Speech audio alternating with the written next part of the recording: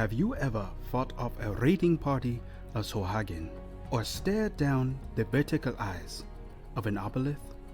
If not, then likely you have never met the mighty Tritons, the proud protectors of the deepest sea of Domaris. My tribe, the Eleos, were the first of their kind to leave the elemental plane of water to fight against the aquatic monstrosities here on the prime material plane. My name is Proximus Midnight, Knight of the Mid-Seas. The Midnight Order are sworn defenders of the oceans, protecting the surface from what lies beneath. Recently, I have been chosen by my kingdom to become the 56th Royal Arbiter of Eula Saltsmile, the great Queen Mother of the Eleos. This is the highest honor a knight can achieve. For the glory of the great Queen Mother, for my people, the Eleos, and for the knights of the mid-sea, I fight the greatest evil, smite the wicked, and exterminate my foes. If the enemies of the great Queen Mother wreak ruin on this world, I have no qualms in eradicating them by any means necessary. Secretly, and do not tell anyone, I am very excited to finally be allowed to journey to the surface. I cannot wait for the adventures that await me.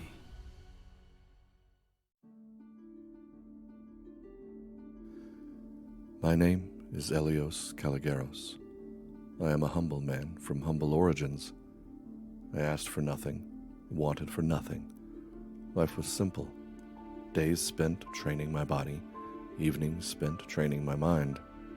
Rare excursions off the monastery grounds to help fight against the evils that find their way onto the island. I always had a curious nature. My mentor Sophia encouraged this in me, even when it got me into trouble when I was young. Curiosity is your wick, she would tell me. You must keep it lit, so that your candle may brighten the world around you. And I did so every day, until one day my curiosity got the best of me, and I did a thing I should never have done, read something I should never have read, and learned something I should never have known. For the next week I suffered horrible nightmares, born of the knowledge I now possess. That's when Eula arrived. She named me Doomed, offered me protection, as well as a way to make the nightmares end. How was I to refuse? So it was that I came into her service.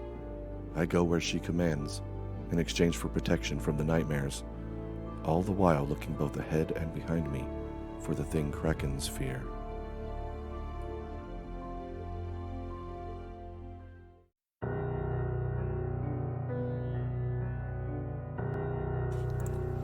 To those of Domaris, the merfolk who live under the waves are just like those who breathe air. Most see them as a sign of good luck and fortune with their beauty and kindness. They're the angels of the seas. But the oceans aren't always so kind.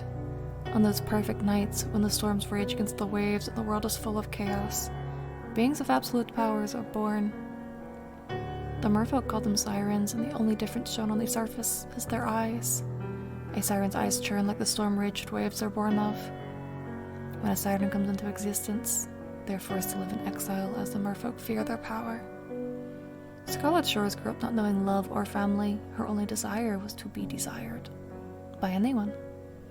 It wasn't until being captured and hauled onto the ship where she met Eula Saltsmile, a notorious sea hag, that Scarlett held a place in the world. With the pack sealed, Scarlett soon climbed her way through the ranks, quickly becoming the sea hag's favorite. It was no secret to anyone in the Hags League. Though, Scarlett keeps plenty of secrets and will often trade for them. So, tread carefully and always keep your eyes on me. If you don't, I may very well take them. Talk back, and your tongue will be mine too.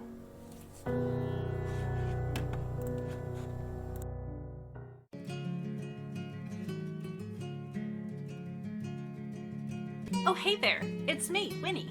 Nobody calls me Benora except me mums, and if you were one of them, I wouldn't need to introduce myself. Well, and Eula does, I guess. And sometimes, you know what? You can call me whichever. They're both me. I'm just waiting here for the tides to shift and my next adventure to begin. You could argue life itself is an adventure, and I would say you're right. but also I mean an actual adventure. Mostly I do reclamation, searching the sunken cities for relics and forgotten memories. Some of these I keep, some I give away, some I return to those folk who lost them. Sure, I could tell you what I'm looking for at the moment, but I think I've learned my lesson about that. You'll probably hear about it next time I'm in the Fen anyway. Not that it's important, or direct from Eula herself or anything. I didn't say that. The point is, there's a great big ocean full of all sorts of stuff. Some of it has sharp teeth and worse, maybe, but the good stuff? It's magical, and I wouldn't trade any of it for the safety of the surface. So I'll be back. Hard to say when. You know how the winds are, but you can bet I'll be back. The waves crash on the beach of an endless sea.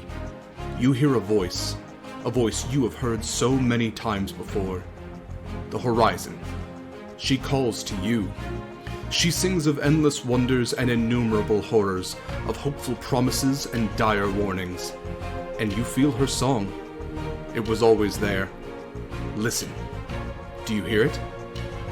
The wind is in your favor. The tide is rising. The sea is yours for the taking, and your ship awaits. Fair winds and following seas, brave mariner. May fortune find you when the horizon calls.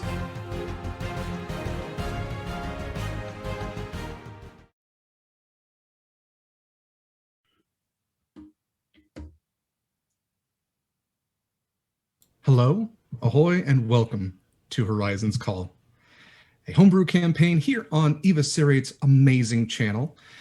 Thank you all for joining us for the inaugural first session of this campaign. I'm Derek Sword. I'm going to be your DM for this campaign, and I'm going to have these amazing people introduce themselves and their characters for the first time. So let's go ahead and start with the effervescent Than in the top left-hand corner. Hey, I remember to unmute. Hey, what's up? I am Thanrand, and tonight I am playing Eleos Kaligeros, a human monk. Thank you, Than. Next up, Eva. Hello, hi, I'm Eva, and tonight I will be playing Wynni. And yes, this is indeed my channel, so you might have seen me before. Who knows? Thank you, Eva. Mikyl. Hi, I'm Mikyl. I will be playing Proximus Midnight, Knight of the Mid-Seas, Triton, Oath of Vengeance Warrior, Paladin. Thank you, Mikyl. And last but absolutely not least, the favorite, of course, Kaila. Of course, I'm the favorite. Hi, everyone. My name is Kaila. I will be playing Scarlett Shores today, the Siren right-hand warlock to our lovely sea hag. There you go. All right, everybody. Without any further ado, let's do this. Horizon's Call takes place in the oceanic world of Damaris, a world that was not always an oceanic one.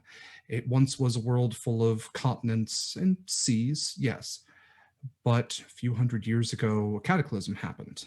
They call it the deluge. Waves as high as the sky blocked out the sun and fell upon the earth.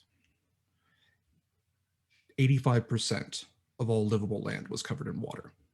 Cities drowned in an instant. Millions, perhaps more, gone in the blink of an eye. Those that survived on the surface rebuilt, and over the past few hundred years have created a society that is focused around ship travel and oceanic trade. Most cultures live near the ocean. Those that have the privilege of living further inland are able to tend as they normally have to what forests remain, flocks, any type of commerce that they can. But the surface world operates mostly by ship.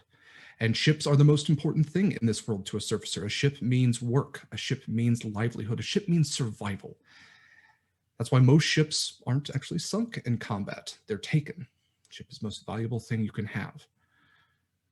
Now that's just the surfacers. What's beneath the ocean is perhaps even more interesting. Because when the ocean reclaimed most of the world, those that lived in it found their home expanded. The Tritons, sea elves, merfolk, and worse, Sahuagin, Marrow, Kuatoa, those things that maybe haven't been seen by surfacers, all found that their homes could move elsewhere, that there were cities just for the taking. And with these new resources, these cultures turned, as many do, to war. There is now a war brewing between two different factions that plagues the bottom of the ocean. These two factions, the denizens of the deep and the surfacers, do have contact with each other. And mostly they, like all of us, just try to survive in a world that gives you less than you need. And in worlds like that, in worlds that give you less than you need, there are always those who are willing to take advantage. And that's where we come to Eula Saltsmile, a sea hag of no little infamy. She is a crime lord to some, a savior to others, a deal maker to all. And it is on her island, the Black Fen, that our story begins. To point out her island on a map would be impossible, for the Black Fen is known to appear and disappear at will in different parts of the ocean. But we find it currently in the southern hemisphere of Domaris. Fog hangs low around the swampy area. The tide is high at this point, and the trees of this swamp are half submerged. The buildings are ramshackle, at best, wooden in structure. They stand on stilts to avoid the sea life that would otherwise grab many other passersby. It's a lively area. It is a place where those who have indebted themselves to Eula can find some respite from the more protective forces of the ocean. It's a place of revelry and quite a lot of song. And it's here, in a tavern, as many of these stories begin, that our story begins. You now stand in the tavern on Eula's Island, Black Fen. Scarlett, would you like to tell me what you're doing? Scarlett is at the bar. She doesn't hang around the tavern super often, but once a year she wanders down to it and she buys drinks for everyone who wanders in. She's just hanging out at the bar, people watching, observing, bending to a drink. Everyone is keeping their eyes on Scarlett, even out of the corner of their eye. She has a certain reputation on this island, and everyone knows to just keep watch, just in case. See the bartender, a lizard folk who you know very well, named Nesh. Nesh is doing what most bartenders do, just idly cleaning a glass, but seems to be standing on the other side of the bar, but you know is ready to attend to any slight movement that might indicate that you need something. Wynni, where are you in this tavern? Wynni is sitting at the bar for the moment, sipping on like the biggest, brightest, fruitiest possible drink. Like it's just improbably bright. She is a kind of minty green sea elf, and is kind of decked out in kind of it's leather armor, but it doesn't really look ideal for like fighting. It's more like preventing like scrapes and stuff from flitting around the ocean floor. And she'll be watching her very best friend in the whole world, Scarlett, and seeing who comes through the door, who's going to be a new friend. and probably striking up conversation with the beleaguered bartender now and then. It might be a one-sided conversation, but that's okay. Like, they're probably listening, and not everyone can talk all the time. Especially not with Wynni. Yeah, no. I mean, Nesh, oh, no, Nesh you go will ahead. every now and then go, You go ahead, it's fine. no, what I was going to say, it's fine. Eleos, you also are in this tavern. What are you up to? I, Eleos, am sitting at a corner table. Very just neutral pose, drinking water, and just observing. Looking around.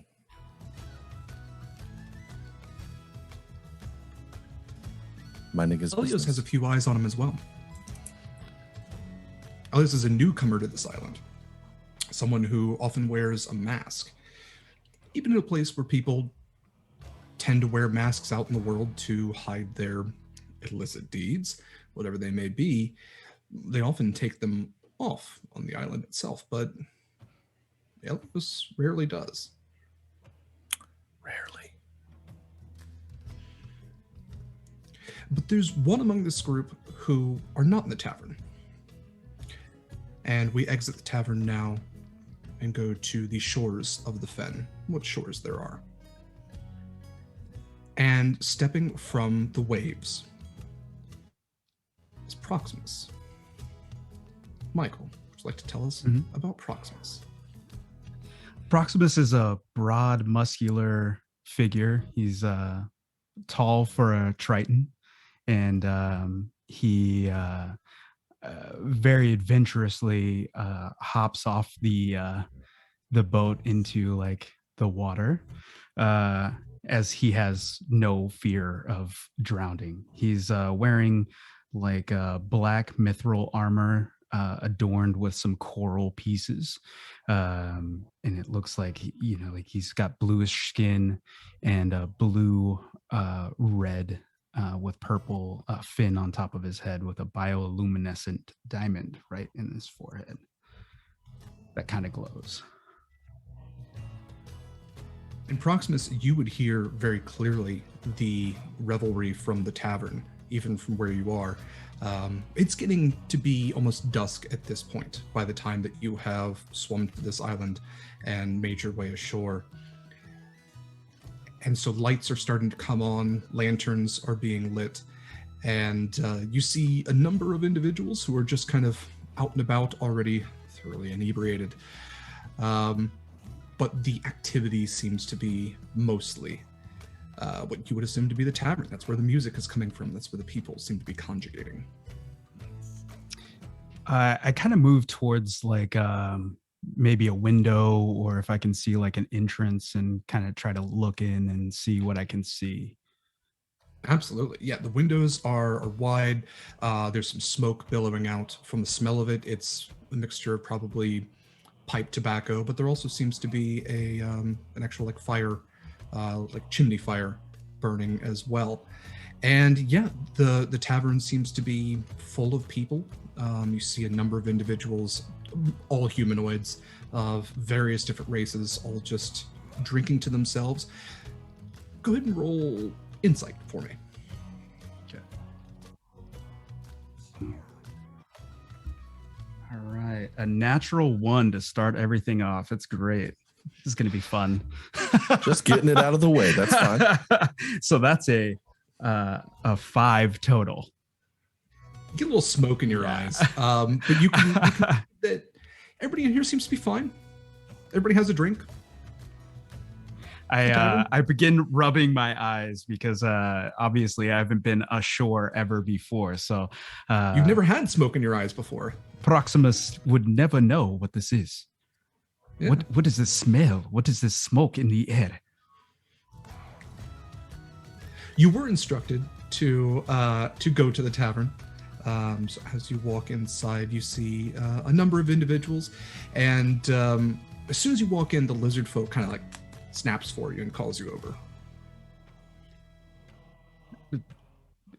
he points towards himself and me. Are you looking at me? Yeah, you, big guy. Come on, over here. He leans down. Yes. What can I help you with? Is your name? He kind of like pulls out. He has like an apron. He pulls out like a scrawled note. Are you Proximo? Proximus Midnight, Knight of the Mid-Sea. Yes, this is me. Yeah, it's horribly written. All right. Have a seat at the bar. I'll get you a drink. You're the new guy, I'm guessing. This is true. I am here for the Queen Mother. What kind of drink is this that you are giving me? I do not understand. Try the red one. It's delicious.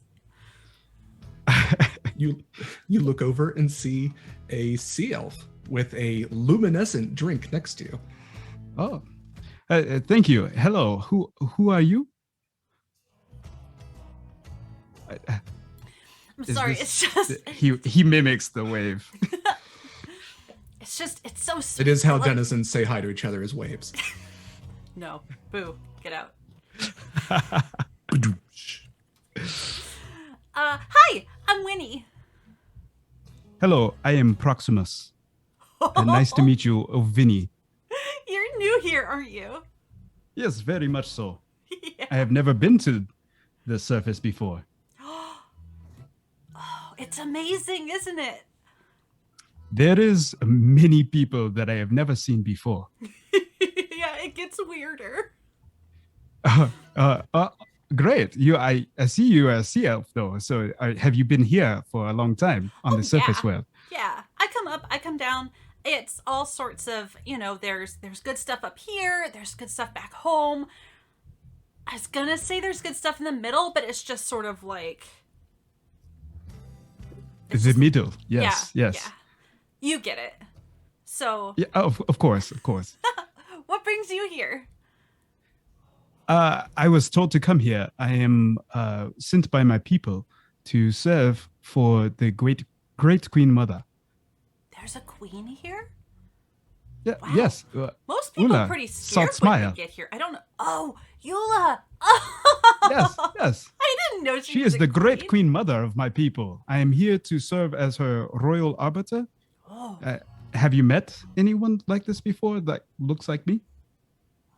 Well, yeah, I've met Tritons before. GM, Oh, would okay. I have... DM, would I have any working relation with the... I don't know how long it's been since the last Arbiter has been here. You've been here for a number of months. You probably would have seen the former Arbiter, the Proximus's predecessor, more in passing. I don't think you necessarily would have interacted because Wynni's more of a contractor than somebody who is indebted, as most of the others are. Well, I'm happy to have you here now. It's always nice to see a new face. It is very nice to meet you. Thank you. If you don't try the red one, try the green one. I don't know what's in it, but it's even sweeter. I will try the green one, I believe. Nash. Okay, we're Yeah. we're going to cut Wynni off. Yeah. But I just got started. What does No, this mean? Wynni, I Cut mean- people off. Wynni has had too much. She is. Yeah. We don't want her swimming belly up. Excellent. Just a lot of sugar. Okay. She literally had me add Wynni is sugar great. to the drink. It is granular in nature. I do not understand how she is drinking it. That's a certain little kick. Please help me. Scarlett will get from up from the bar and approach Proximus. She won't offer hand or anything, just kind of stare him up and down. So, you're the new champion. Yes, that is me. Who are you? My name is Scarlett. I work with Eula very closely. So you know the Queen Mother. I do. I have never met her before. Would you know of the Arbiters? Where I need to be? Sure, I can take you. You do not sound very confident. If I didn't know where Eula was, I wouldn't be doing my job very well. Very well, very well. Wynni, shall we? Okay, but can I finish the drink that I currently have? Fine, I've already paid for it. Thanks. She's going Scarlett, to... it's okay. I was just gonna say she's going to sip it like slowly, watching Scarlett to see like how long she can loiter until Scarlett's patience is kind of like, which is probably pretty thin anyway. So then she'll like down it as fast as possible and probably give herself a brain freeze. I don't know if it's actually a cold drink or not, but that's Sure. Sugar headache. Scarlett, it's when you say that there is a door that you are very familiar with. Wooden slats all the way down, very unassuming. It's to the far left of the bar. Back almost like where there's, you know that there's a small kitchen to the back where some food can be made that's never used. And just in that hallway, from the left of the bar, this door just opens slightly. Just a small click. Over the music, nobody could really hear it, but you hear it. And Nesh hears it too. And they look over and kind of bite their lip. Eula Saltsmile, we'll see you now. And when Nesh says that, he also points over to Eleos. Yeah, you too, fella. She just told me about the Triton, not about the other. No, Wynni, I mean, you too. And, yeah, the ominous-looking fella in the mask over there, too. Wonderful. Wynni, finish up. Let's go. We shouldn't keep her waiting. No, we probably shouldn't. Okay, I'm ready. We can go. Nesh, you know how to take care of the tab. I do. No, it's covered. It's fine. Don't worry about it. Good luck. I It never was need very luck. nice to meet you. Thank you for all your hospitality. Thank you. Yeah, good luck to you too, fella. Eleos will walk by and his masked face will turn to Wynni and just sit there for just a second. And then he'll keep on going through the door.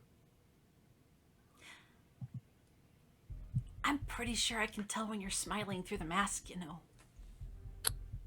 Is that right? I mean, probably not now because we're going to go see Eula, but... You were mistaken. This is the greatest day of my life. Not many people say that around here. That's kind of exciting. Yeah. Wendy, remind It me is to also teach you my about sarcasm. favorite day.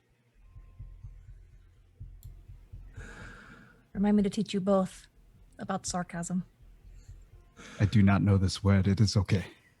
I will learn later. Maybe after the meeting. Yeah, we'll Yes. teach you. Yeah. I am very eager to learn. Thank you. You've got a lot to learn. You just see Scarlett's patience waning very thin.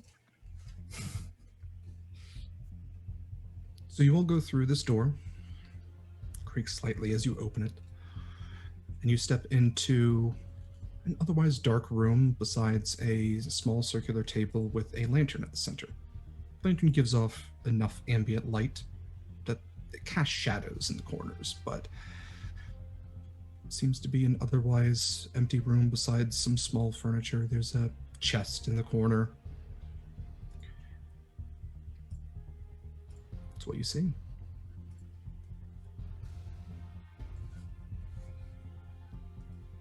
Scarlett goes and sits on the chest and waits. Rest of you standing, or are you taking a seat? Wynni will stand awkwardly because I don't think she's ever really been in front of Eula with like a group of people before and isn't sure what this is about. So she's just gonna like. Eleos just stand perfectly still, hands clasped behind his back. Proximus would move towards Scarlett's right, but not sitting, just standing off to the side, like he doesn't know quite where to stand, where to be. Mm-hmm. Everybody roll perception checks.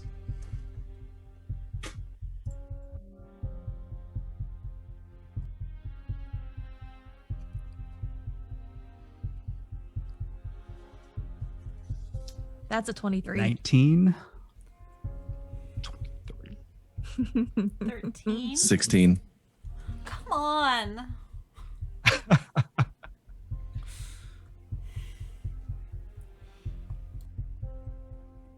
I'm sorry, Eva, what was your roll?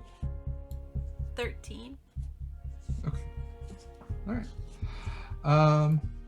Just one second. TC. 1 second.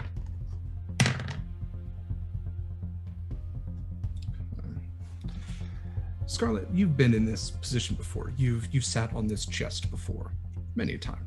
It's kind of your resting spot. So you know where to look. You've seen this trick. The rest of you, as you're looking about, shadows cast with the light dancing around the room, don't see this.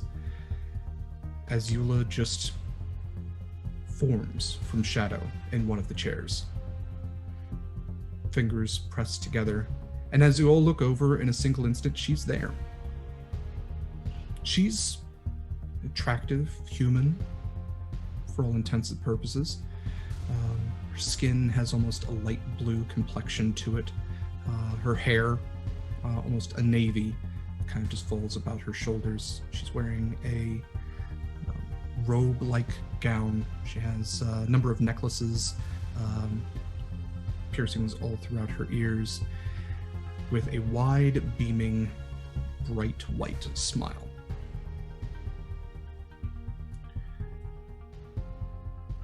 Scarlett, you've seen this smile before, and you're probably the only one that really notices this, because you've seen it so many times. Eula smiles with her mouth. She never smiles with her eyes. And Eula looks around to all of you. Please sit. Proximus just kneels down in front of her, placing one hand out. Great Queen Mother, I am here to serve. Scarlett rolls her eyes. She holds out a hand that is just, every finger has at least 2 rings on it, and just holds it out. He clasps her hand and kisses it. Great Queen Mother, it is an honor to be here. The honor is mine, Proximus. Thank you for coming, my champion. Please sit. Thank you. He sits back. She looks over to Wynni and Eleos. Wynni will just find the nearest sittable surface, and sit and just sidle over and look expectantly. I'm assuming there's another seat, so I'll just take that seat. If not, I'm just going to sit crisscross applesauce on the floor. Yes, yes. But it's very fluid, like he just approaches and just lowers, like an elevator. There's a stability, yeah. The smile remains as she looks around to all of you. Thank you all for coming. You're probably wondering why I've summoned you. Proximus, you know why you're here, at least in general. Scarlett, darling. Eleos and Wynni, you're newer. I have work for all of you. Eleos, you are relatively new to my service. Scarlett, you're somewhat used to this. Proximus, you're new as well. And Wynni, you've been skirting the edges. But I think it's time you took the next step. So I would like you all to do a little job for me, if you could. I'm looking for something. I know where it is, and I need you to bring it back to me. What is it? Wynni, it looks like you have a question. I was just wondering what it is. Is it a big thing? A dangerous thing? Little thing? Dangerous in the wrong hands, perhaps? I wouldn't worry. It shouldn't be difficult for those of you with your certain skills. It's on a ship to the northwest of here. The people on that ship aren't supposed to have it, and I would like it instead. You'll find it in a dark blue chest. The chest should be locked. I believe it's still locked. Bring the chest back. Don't worry about what's inside. And bring it back by any means necessary. Yes, great Queen Mother. Sounds like my sort of thing. I'm in. Wonderful. Eleos? You should know, yes. Yeah. I Whatever you do need. know. Yeah. If it's unlocked, do we get to look inside? No. I was asking her. I'm answering. Use your best judgment. But Scarlett will be going with you. You will sail on the Innocence in the morning. The crew is notified to await your arrival. You will be sailing under Captain Callisto Everhart. She's one of my finest. I have the utmost faith in each and every one of you. Any questions? Anything I can do for you now? Great Queen Mother, what is the ship's name?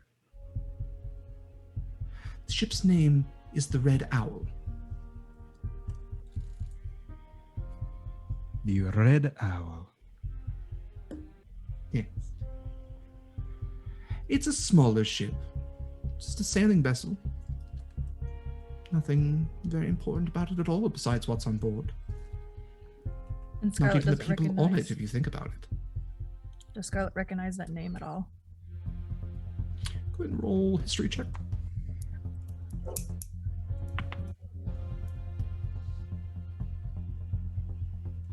That's a solid 8. It doesn't sound very familiar. It has the naming convention of probably a human-owned ship, as opposed to when elves name their ships, they tend to go more flowery with it. Humans are just adjective, noun. Sometimes not even that. Scarlett would be familiar with the Innocence. The Innocence has been in Eula's possession, her overall command for some time, and you would have definitely heard of Callisto Everhart. You would have never met Callisto Everhart because Callisto never comes ashore, and Scarlett rarely leaves.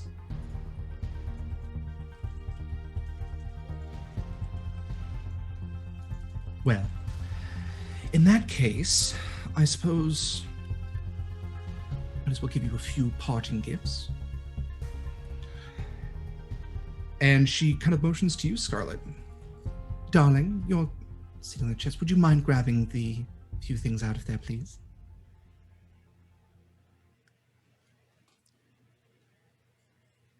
Scarlett gets from the chest and slowly opens it.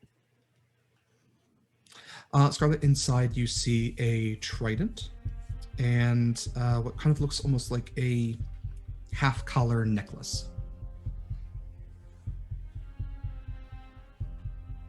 I pick them Do you both up bring and those over, present darling? them. Thank you. She takes them from you. It's beaming wide. And she looks to her right where Proximus is sitting. And she presents the trident. This belonged to your predecessor. It was all we could recover. He served so well. He definitely left before his time. But I'm sure he'd want you to have this. And she gives you a trident, which is made of the similar black mithril that you would be familiar with. Or at least it's ornamented with that, since mithril is a softer metal. But you would definitely recognize this as something that Corvus used in his time. He slowly grasps at his belt where he keeps a rock, like a small lava that has Corvus's name etched into it. And as he does, then he slowly kneels, putting both hands out, and takes it slowly. As he brings it in, thank you, Queen Mother. This is an honor. Corvus. And she stands and walks over to Eleos with the collar-like necklace, and she just presents it to him. I think this might help you especially. You don't have to put it on right now. Eleos, you would see that this comes to a point at the ends. You kind of imagine it would wrap around the back of your neck, has slots almost carved into it. And the inside have these very, very subtle, almost spikes that you kind of think it might be uncomfortable to put on, but not painful directly. What is it? Oh, it's just to help you in case you go overboard, darling. I don't want you getting out of your service too soon. It's a necklace. Takes it, looks at it, puts it in a fold of his robe. Wonderful. Well, that's everything, I believe. Go get some rest. You'll be leaving early. And Scarlett, if you don't mind hanging back for a moment. Yes, Queen Mother. And Proximus starts to back away and then leaves. Wynni will hesitate for just a moment, watching Scarlett, and then she'll just do like a little. Okay, we'll. I'll catch you back at the tavern. Yeah, Don't run my tab too high. probably not. And then she'll just turn and leave with like a little wave salute towards Eula. Just a silent, smooth turn. Straight out the door. Scarlett, it's just you and Eula left in this room. And as you're standing there, the light from the lantern snuffs out. And it's just moonlight coming in through the slatted windows at this point. You can drop the And you smile can see- now. It's gone. What do you think, darling? Why am I babysitting? Babysitting? You're getting your own ship, Scarlett. And after last time, I would be incredibly grateful if I were you. Last time wasn't my fault. And you know that. I do. I think the innocence will be a good test for you. I trust you, you know that. I do. But I want you to watch over the others. Especially Proximus. He And knows. that monk, too.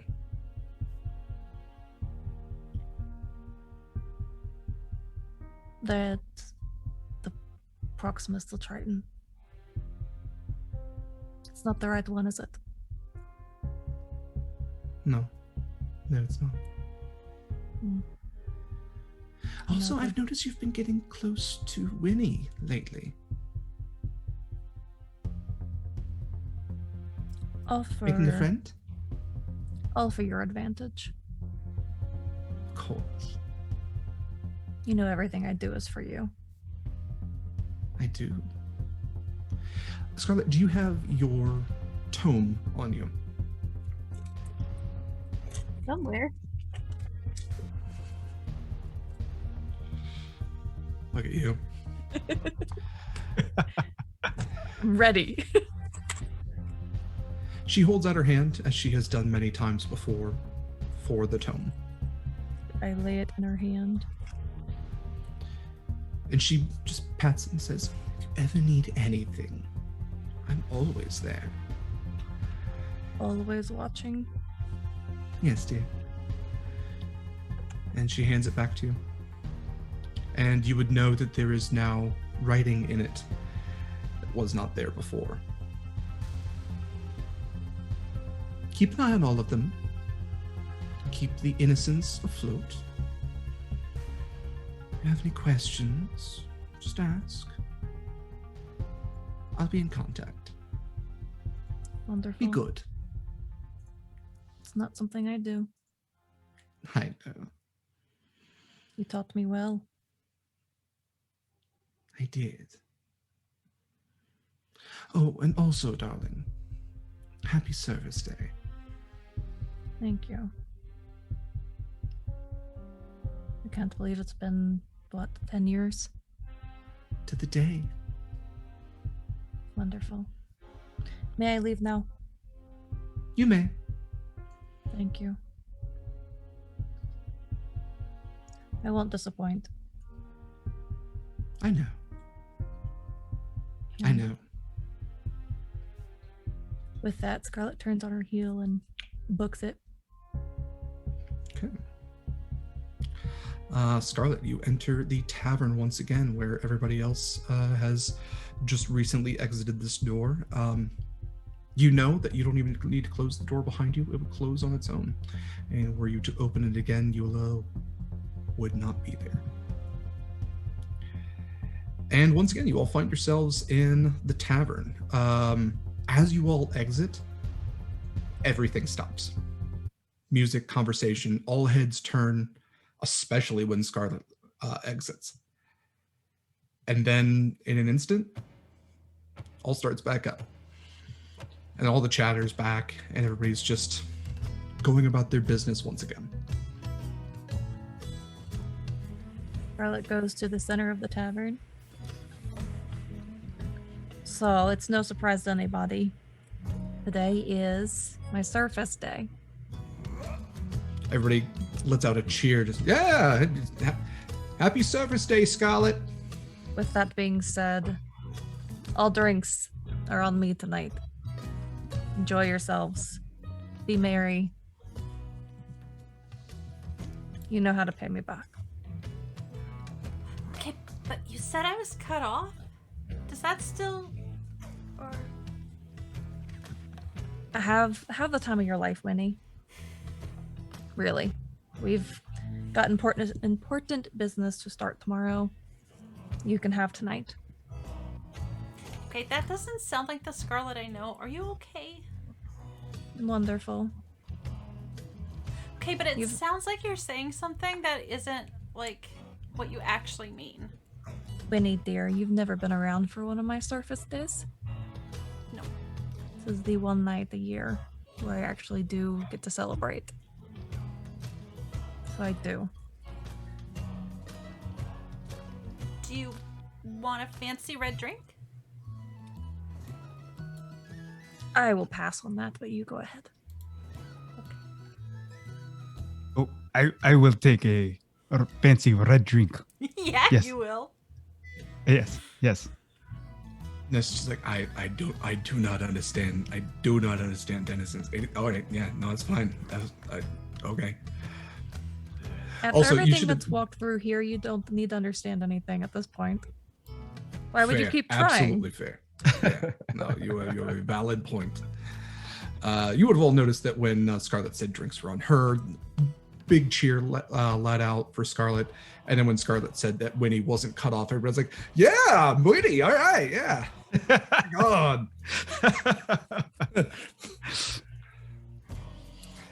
The rest of the night, as far as you're aware, is yours. How would you like to spend it? Would you like to do anything before you all go to bed? I would check around. I think Proximus would check around and see if there's any games to be played, anything new that would stand out. It's a tavern, hell yeah. There is every type of gambling or game of strategy that Proximus could think of. There's dragon chess, there's card games, there's dice games. Proximus might be new to card games, considering cards don't survive well in the ocean. He actually nudges Wynni and is like, "What is that over there?" The game? Those pieces of things that they are holding. Oh, my friend. That is gonna be a lot for your first night on the surface, but it's okay. Look, there's a lot going on up here right now, and it's like all sugar and like 2 thoughts. But if you go over there, don't you dare let them talk you into like teaching you the game for money. I don't actually know who you should trust to teach you the game, but don't let them take your money. How will I learn? I don't understand. I'll take another drink though. These are good. Yeah. Yes, thank you. I'm actually better with dice. So I think like they just trade cards, and then like some of them are like super rare or something. I don't really know. But I do know that sometimes money changes hands, and sometimes people are trustworthy, and sometimes they're really not. Sometimes they'll tell you a drink is red and it's not, basically, is what I'm saying. But with cards. Okay, yes. Wynni is like... Sure. She's like a 6-year-old on like 12 pixie sticks. In Proximus, when you look over at the cards, you do notice that they do have colorful looking monsters all over them. And they absolutely are trading, and I'm going to yes and this to there's Pokemon in this world. Yep.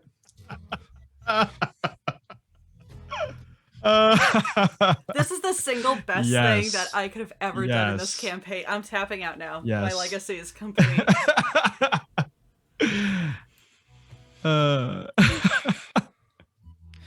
Yeah, I'm going to play my shambling mound in defense mode. I'm going to put an extra token on my aboleth. We got to write a game now. We have to do this. We apparently do. Yes, this is I new. think it's just D&D. They have Card the games stats are my already. thing, so let's Speaking out of character. Let's get together and do this. Yeah. We're just doing another version of Hearthstone at this point. While we're on the topic of things that we have to do, Derek, you are prepared to sing a shanty at the end of this, right? Are we on Hype Train? Yes. Yeah. Also, there's Yeah, we sure are. a complication Black Spot has been introduced. Ooh. This is a perfect opportunity for us to explain in not just text form, but in verbal form, the ways that you, the audience, can affect this game. You can spend your wonderful money to support this channel and support this stream in these following ways. If you donate $5, subscribe or gift 1 subscription, or donate 500 bits, you can give advantage to 1 player, including myself, if you want to be an asshole about it. If you donate $10, give 2 subs, or 1,000 bits, you can give a crit. For those of you not aware, a crit is an automatic success on a roll. To give the entire group, including me, advantage, that is $25, 5 subs, or 2,500 bits. And to give the entire group a crit, that is $50, 10 subs, and 5,000 bits. You can also introduce a complication in the singular way of donating $30. A complication is that you are introducing something to this game which will hinder the players in a way. It is ruled by me. It could be anything from a magical storm crops up out of nowhere. It could be that combat becomes more difficult, that I double the number of combatants, or that the entire group gets disadvantaged, or something else horrible happens. That is introduced as a black spot. A black spot will appear in the bottom right-hand corner of the screen when a black spot has been introduced. There can be multiple at a time. I will resolve them as they come about. And the other thing is, if we hit a hype train, I'm going to sing a shanty. So stick around for break. That's coming up here. We started this about half an hour. And I will sing a sea shanty on our way out. I'm not going to do the whole damn thing because they're repetitive anyway, but yeah, I'll do a sea shanty. Ahoy. Did I purposely start a hype train for this? Yes. You sure did. I watched you do it. I could not stop you. You kept on going like, come on. No, trust me, people have tried to stop my hype trains. It doesn't happen. No, yeah, no stopping that train. All right. Anything else anybody want to do before you bunk down for the evening? Eleos would have found a corner and just minded his own business. Okay. Scarlett is the last one to leave the tavern. Of course. How much is anybody drinking to the point of inebriation? Yeah, I'm getting hopped up on water. Salt water for Eleos. Eleos is getting dehydrated as fuck. Okay. Wynni is just having her sugar-filled, mostly non-alcoholic drinks. She'll probably tap out in the middle, like not last call. Mm-hmm. Proximus would walk up to Scarlett and kind of just put the drinks aside and, Scarlett, where would I need to go?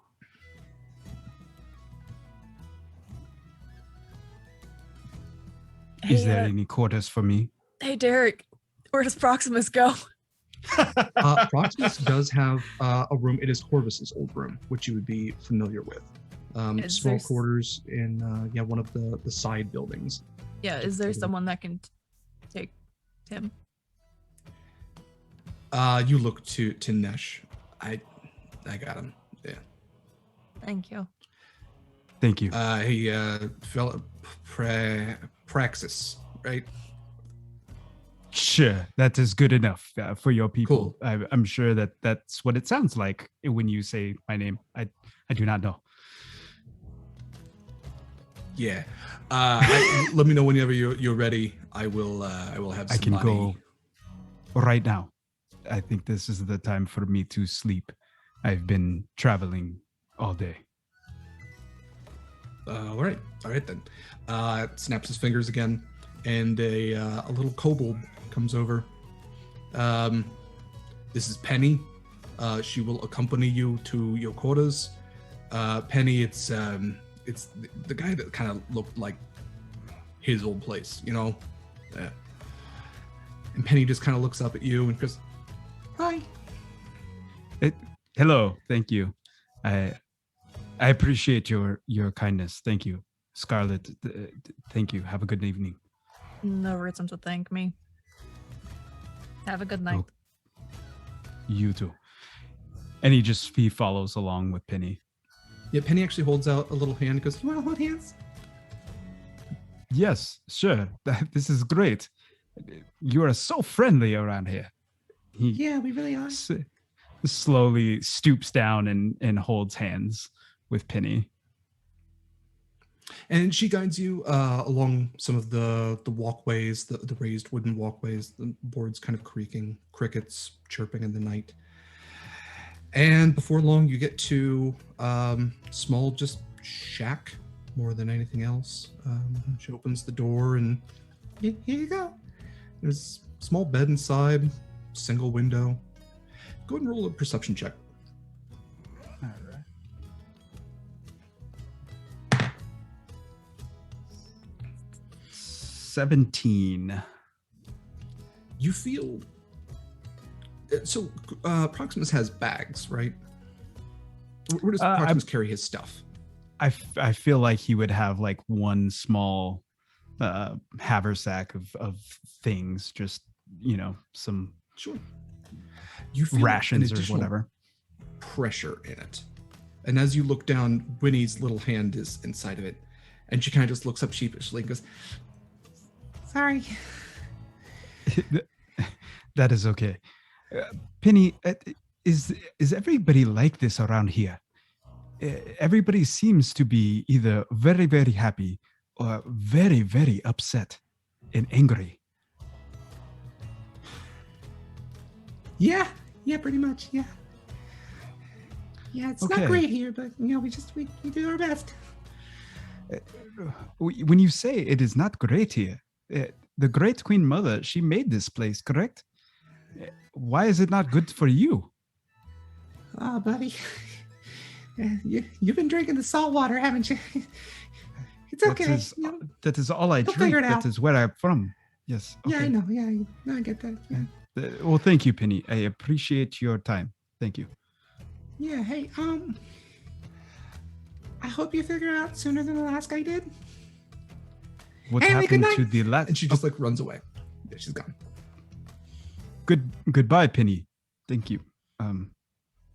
Can I figure out like what was she nervous? Yeah. Go ahead and roll insight. Yeah. Okay. Oh, that's not great. 10. Okay. Nervous, maybe because she got caught pickpocketing. A little bit concerned to her voice. She just ran off. Weird little kobold pickpocket. This is the surface world, you guess. Yeah. Great to be here. Yes. And he just kind of looks around and practices his crisscross applesauce to be like Eleos. He's just trying to do that knee motion as he's never had to do that before. Takes practice, yes. Yeah. Okay. The night wears down. The tavern goers all go their separate ways until it's just Scarlett and Nesh. And he blows out the lights and the lanterns. Looks to you, is just kind of wiping everything down. Do you want help back? You know better than that. I know better not to ask. I don't mean anything by it. I just... Then why are you asking? Scott, come on. I've been here longer than you have. I own a calendar. I know what today is. Yeah. All right. That's fine. You know your way back, fine. I just... I might You buy got a key. everybody. Lock... I might buy everybody else drinks, but I don't overdrink myself. I don't have that liberty and freedom. I know. I mean, yeah, I know. You got a key. You lock up on your way out. I trust you. And I hope so. Yeah, well, yeah. You be safe out there. Always am. Yeah, I know. This is different though. You're going out there. I know. I haven't been out there since I lost the last ship. I know.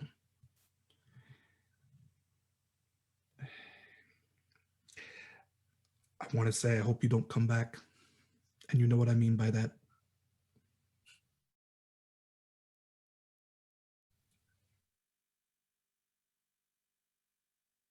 My kind aren't wanted anywhere but here.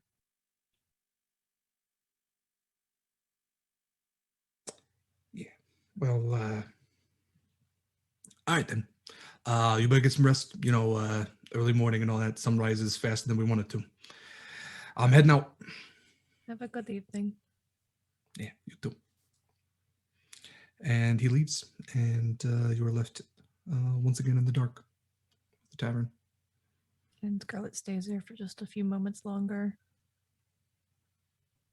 And eventually just leaves, making sure that everyone's at least made a decent amount of distance between themselves and the tavern. Yeah. Locks up, heads back home.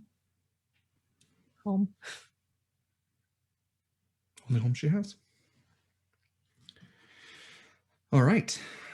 With that, the night goes on. You all get a full night of rest.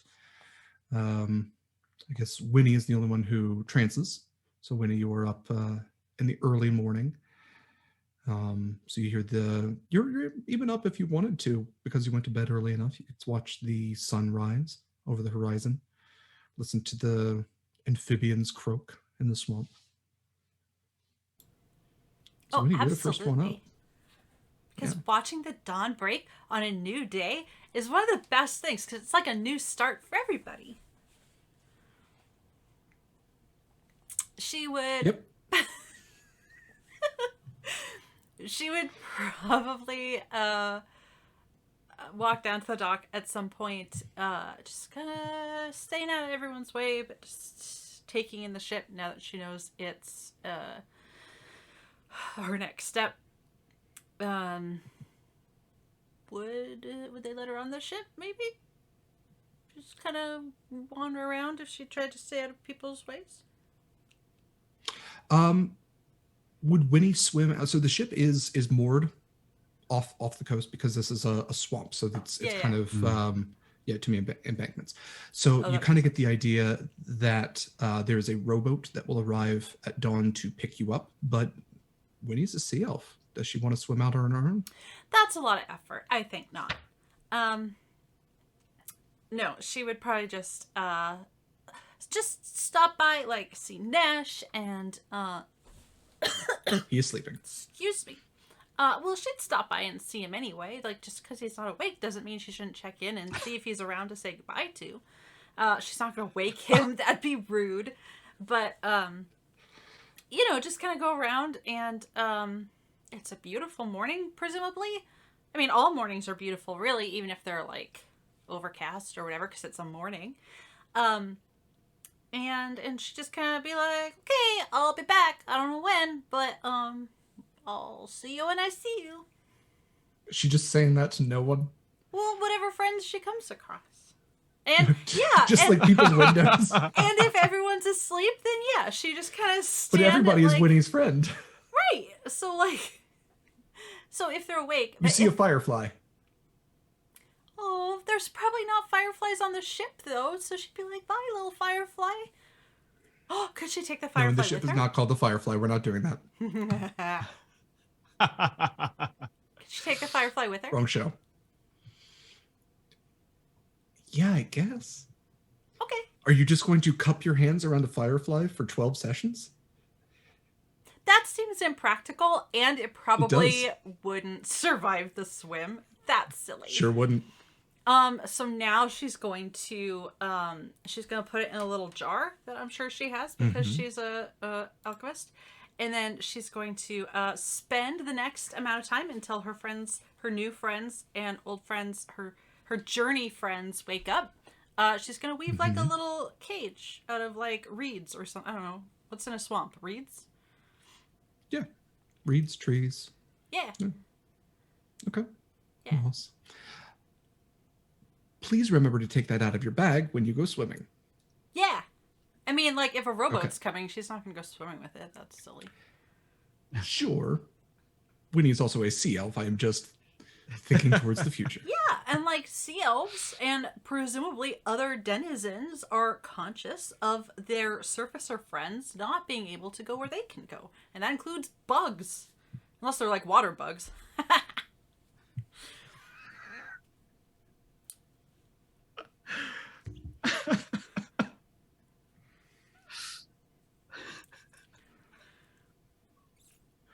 Dawn rises on the fen.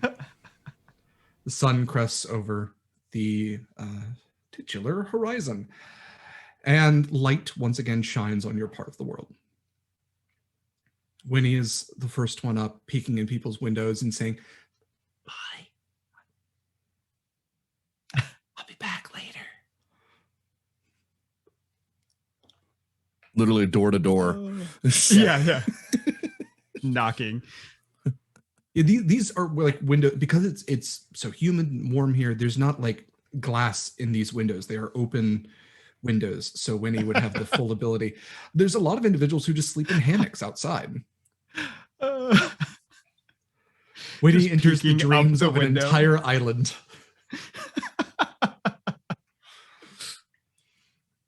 Well, as Winnie's going door to door, who knows? She might see Eleos out for his morning jog.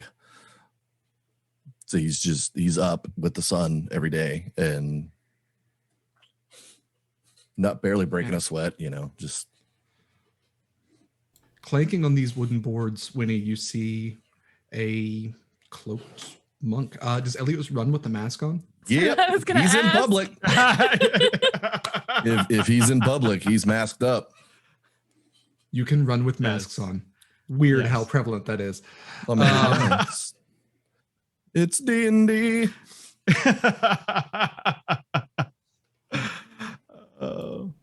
Strangely, Eleos this is mask that doesn't guy. preclude me from seeing things.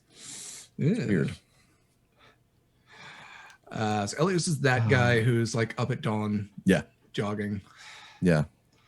Unnaturally And you- carved calves. Like, you can't see them though, but you know what I mean. So Wynni, you see Eleos. But not his calves. No, Okay, just to be clear. Just to I don't make an insight check. I don't you can know. imagine though. Insight his calves. Oh, that's great. It's a 12. Nah. No, Okay. no. I tried. Eleos! Eleos, hi, it's me! I speed up for a split second, but then I'm like, no.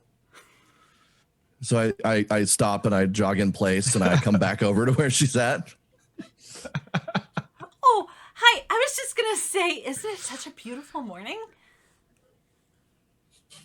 It is a morning. And he's like starts bending over and stretching and doing like all kinds of calisthenics. Yeah, okay, I can see that you're like in the middle of like a whole thing. You don't do this? You know, No. No. it's pretty fun. Is it? Are you having fun? Most of my morning has been fun, yes. Oh, that's good to hear. Yeah. What are you doing? Is this your place? It's a path. Are there no buildings around? There are buildings around. Yeah. We were kind of established you were running on the wooden walkway in Oh, like between through the- buildings. Yeah.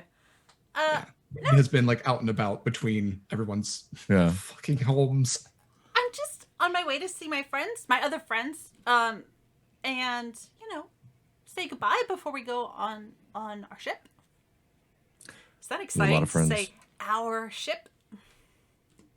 Yeah.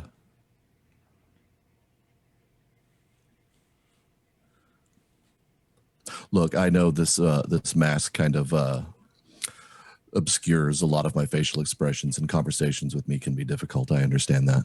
No, you're a great conversationalist. Am I though? Aren't you though? You tell me. Yeah.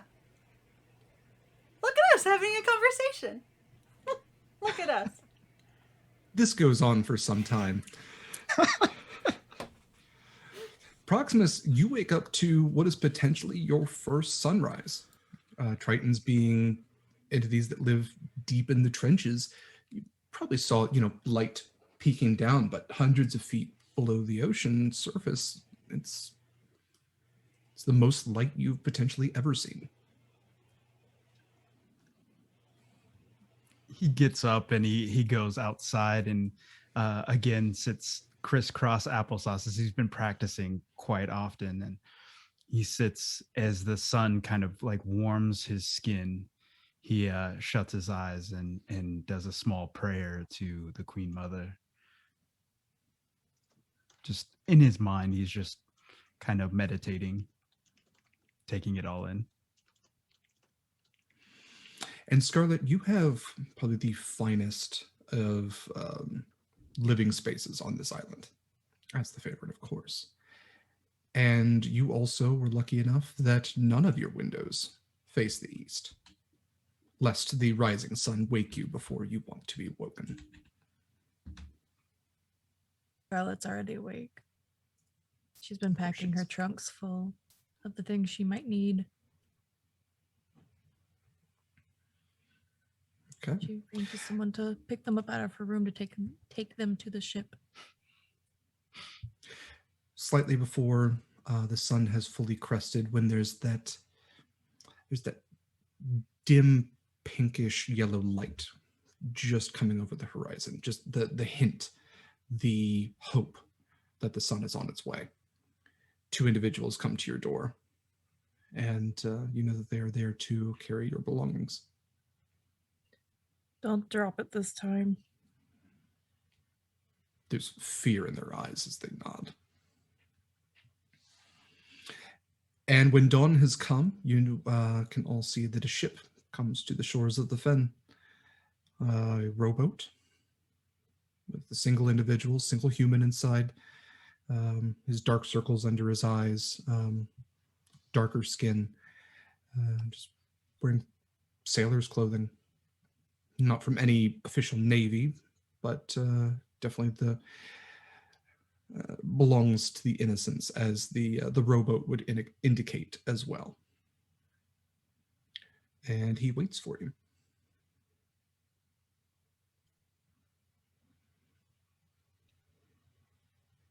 All of you. Oh, Proximus gathers up his stuff and makes one last pass around the room that he was in to see if there's anything that he would recognize from Corvus that he would take with him as a memento or some type of anything that would remind him of him. So your culture is very Spartan in nature. And I mean this both in the militaristic way, but also in the simplistic way. Not a lot of belongings, a very communal type existence. You would recognize there is a small conch shell, which you would recognize from your home.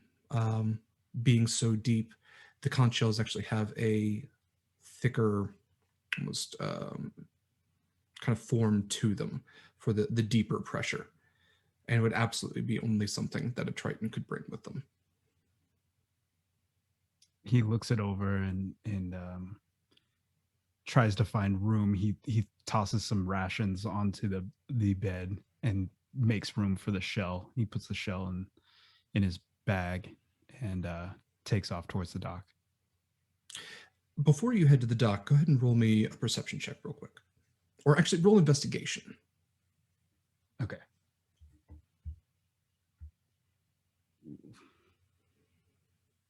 $10. Okay. This actually isn't that hidden. It's as you're looking around the room for Corvus's things that there is one more thing that kind of catches your eye. And it's as you're kind of looking around this, something catches your eye out of the periphery, your top periphery. And you look up to the ceiling. It was dark last night, so you couldn't have seen this. But the ceiling is etched with names. 55 of them. And they are all in Aquan. And they are each of your predecessors who have, in the hundreds of years, marked themselves as living here. This was the home of those who came before you, and it is your home now.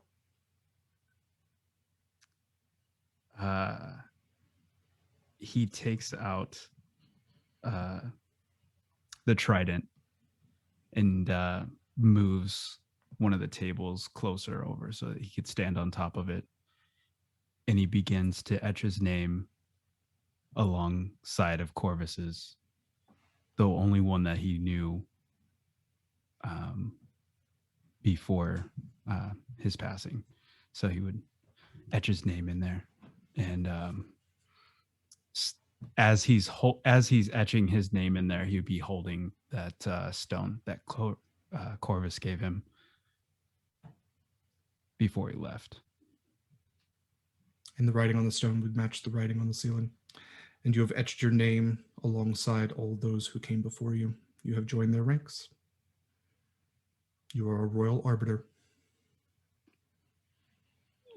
And with that, you leave, head to the rowboat.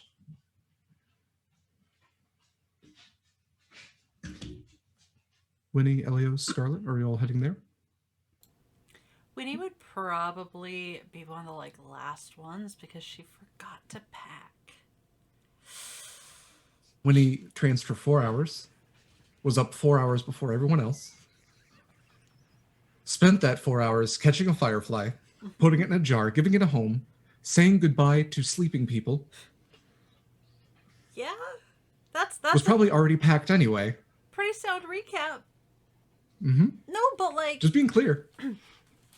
No, so she doesn't live in the Black Fen, but you gotta make where you are a home. So when she got there, she would have pulled out her clothes, Wynni is the kind of person that uses the dressers in a hotel. Yes. She is absolutely. Wynni buys a gallon of milk for the minibar fridge. And they give you a free book. I hear it's a good one. God bless. Oh, yes.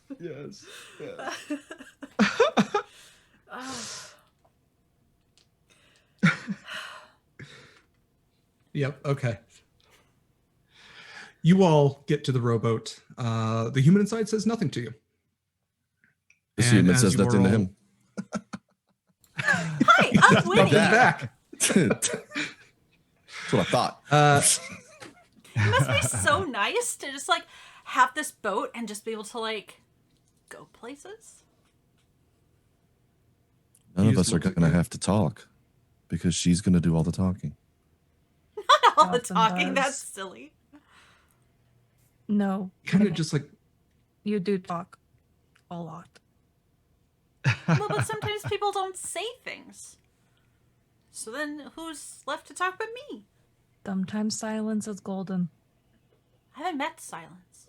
Was that the tiefling from 2 days ago? At the word tiefling, Eleos kind of looks like...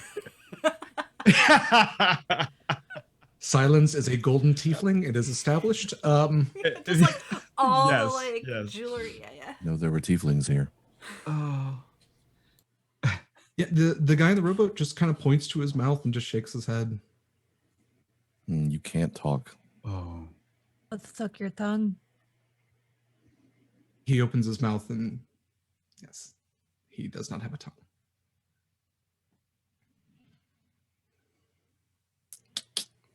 He just grins darkly, grins grimly. And as everything is loaded onto the rowboat, all of your various trunks and sundry items, he begins to row towards the Innocents. And that is where we're going to take our break. And before we do, I guess I have to fucking do something. Yes. Yes. Yes. All right. The Wellerman's overplayed. So we are going to do Roll Me Boys, which is a personal favorite of mine. All right. Sally Brown, she's the gal for me, boys. Roll, boys, roll, boys, roll. Sally Brown, she's the gal for me, boys. Way high, Miss Sally Brown. It's down to Trinidad to see Sally Brown, boys. Roll, boys, roll, boys, roll. Down to Trinidad to see Sally Brown, boys. Way high, Miss Sally Brown. She's lovely on the foreyard, she's lovely down below, boys. Roll, boys, roll, boys, roll. She's lovely 'cause she loves me, that's all I want to know, boys. Way high, Miss Sally Brown. That's all you're getting. Thank you, everyone. We will be back in about 10 minutes, so stick around. Do the things, as we like to say. Pet your pets, get something to drink, use the bathroom, all that kind of stuff. Stick around. We'll be back.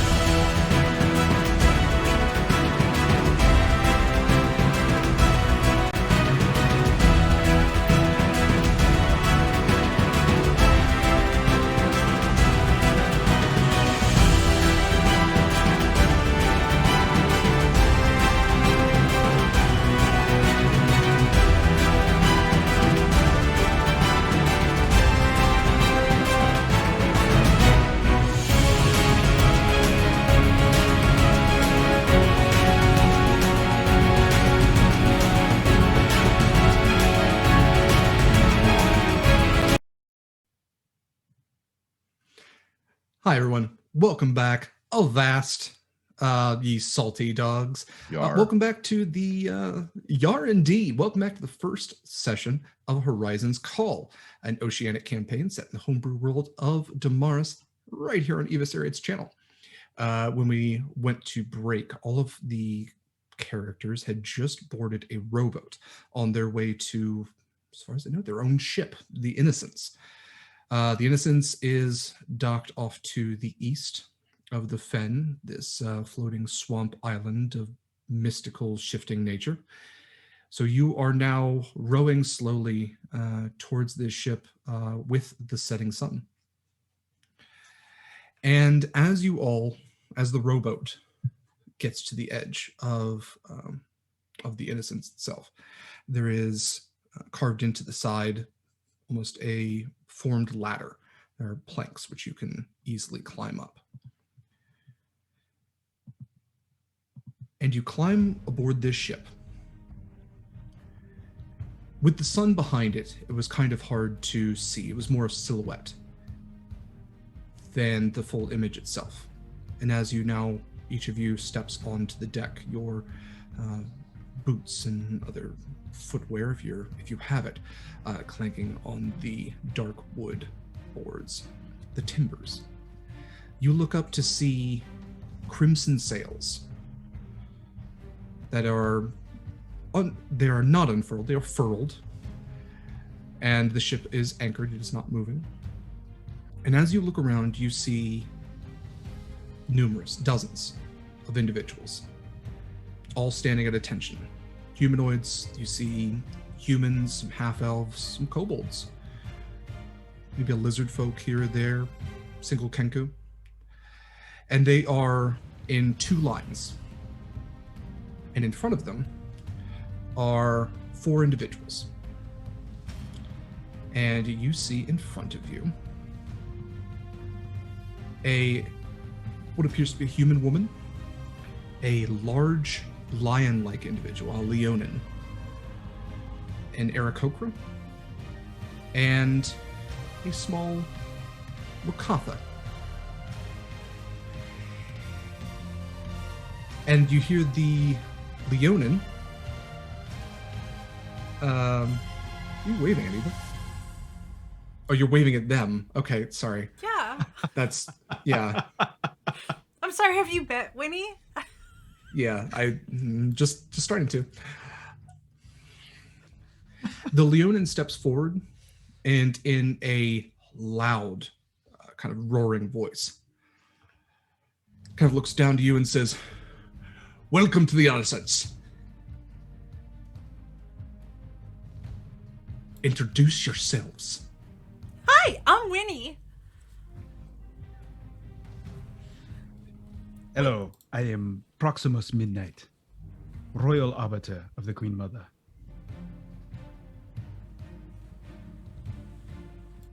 Stands in front of Eleos and looks down at him. Eleos. Doesn't stand in front of Scarlett.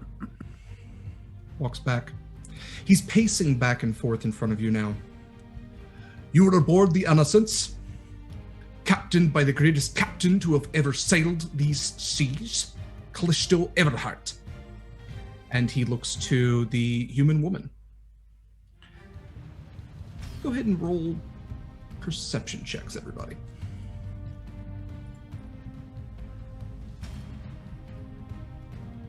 The dirtiest of 20s. Ooh. Got some stank on them. Mm-hmm. 15. Got an 8.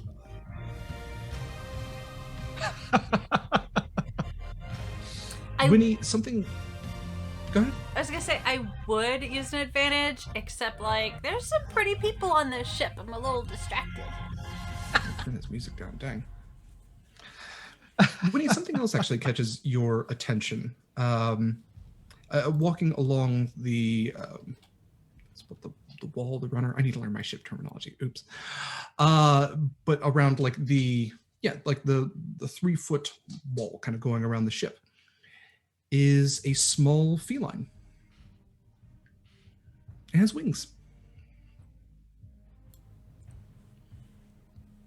It's a kind of just tilts its head and just steps one paw after another. Kind of flits its wings a little bit.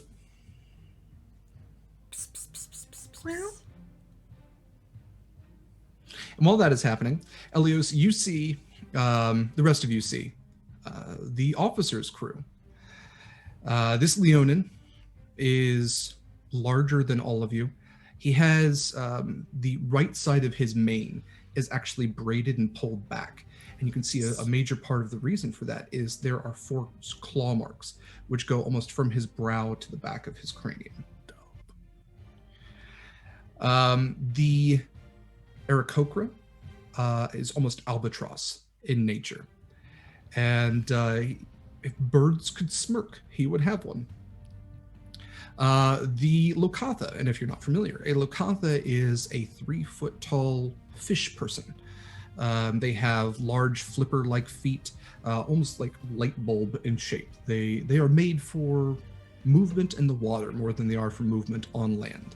But he's wearing a leather vest, which has a number of pockets that all seem to be just filled with things, little vials, all different types of accoutrement on him.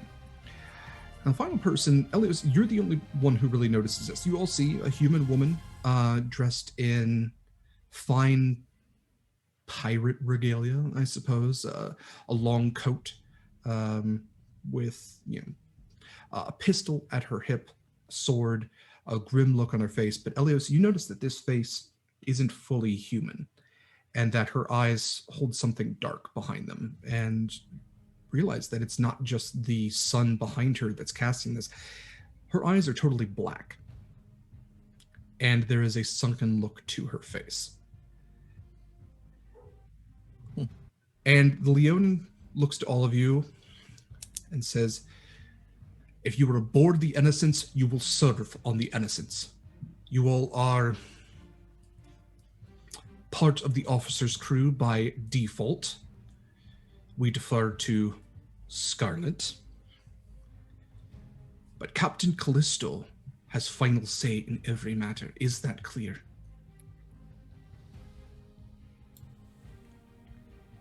Aye. Yes, it is very, very, very clear. Thank you.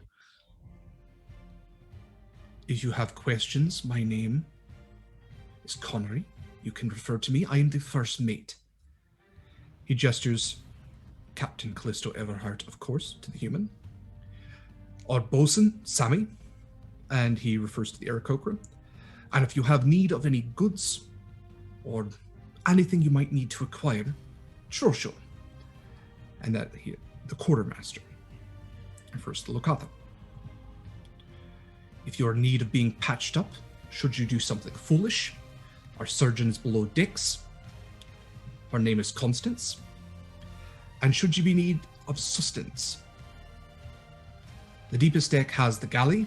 The cook, her name is Honey. Do your best to keep out of the crew's way. They have things to do. They are not here to chit-chat. Your quarters are in the forecastle. Welcome aboard the Innocence. We have our heading. Stand aside. And with that, he turns around and just lets out a leonic roar. And the crew just jumps to their positions. And all of a sudden, this ship, which was otherwise almost still, rocking slightly in the water, but these sailors standing like statues, they all jump to their duties, hoisting ropes and unfurling sails and raising the anchor. And you watch as Callisto takes her place at the helm. Connery follows. And for long, the ship has set sail. When he said stand aside, Wynni would have actually taken a step to the side before Look, he's just really authoritative, okay?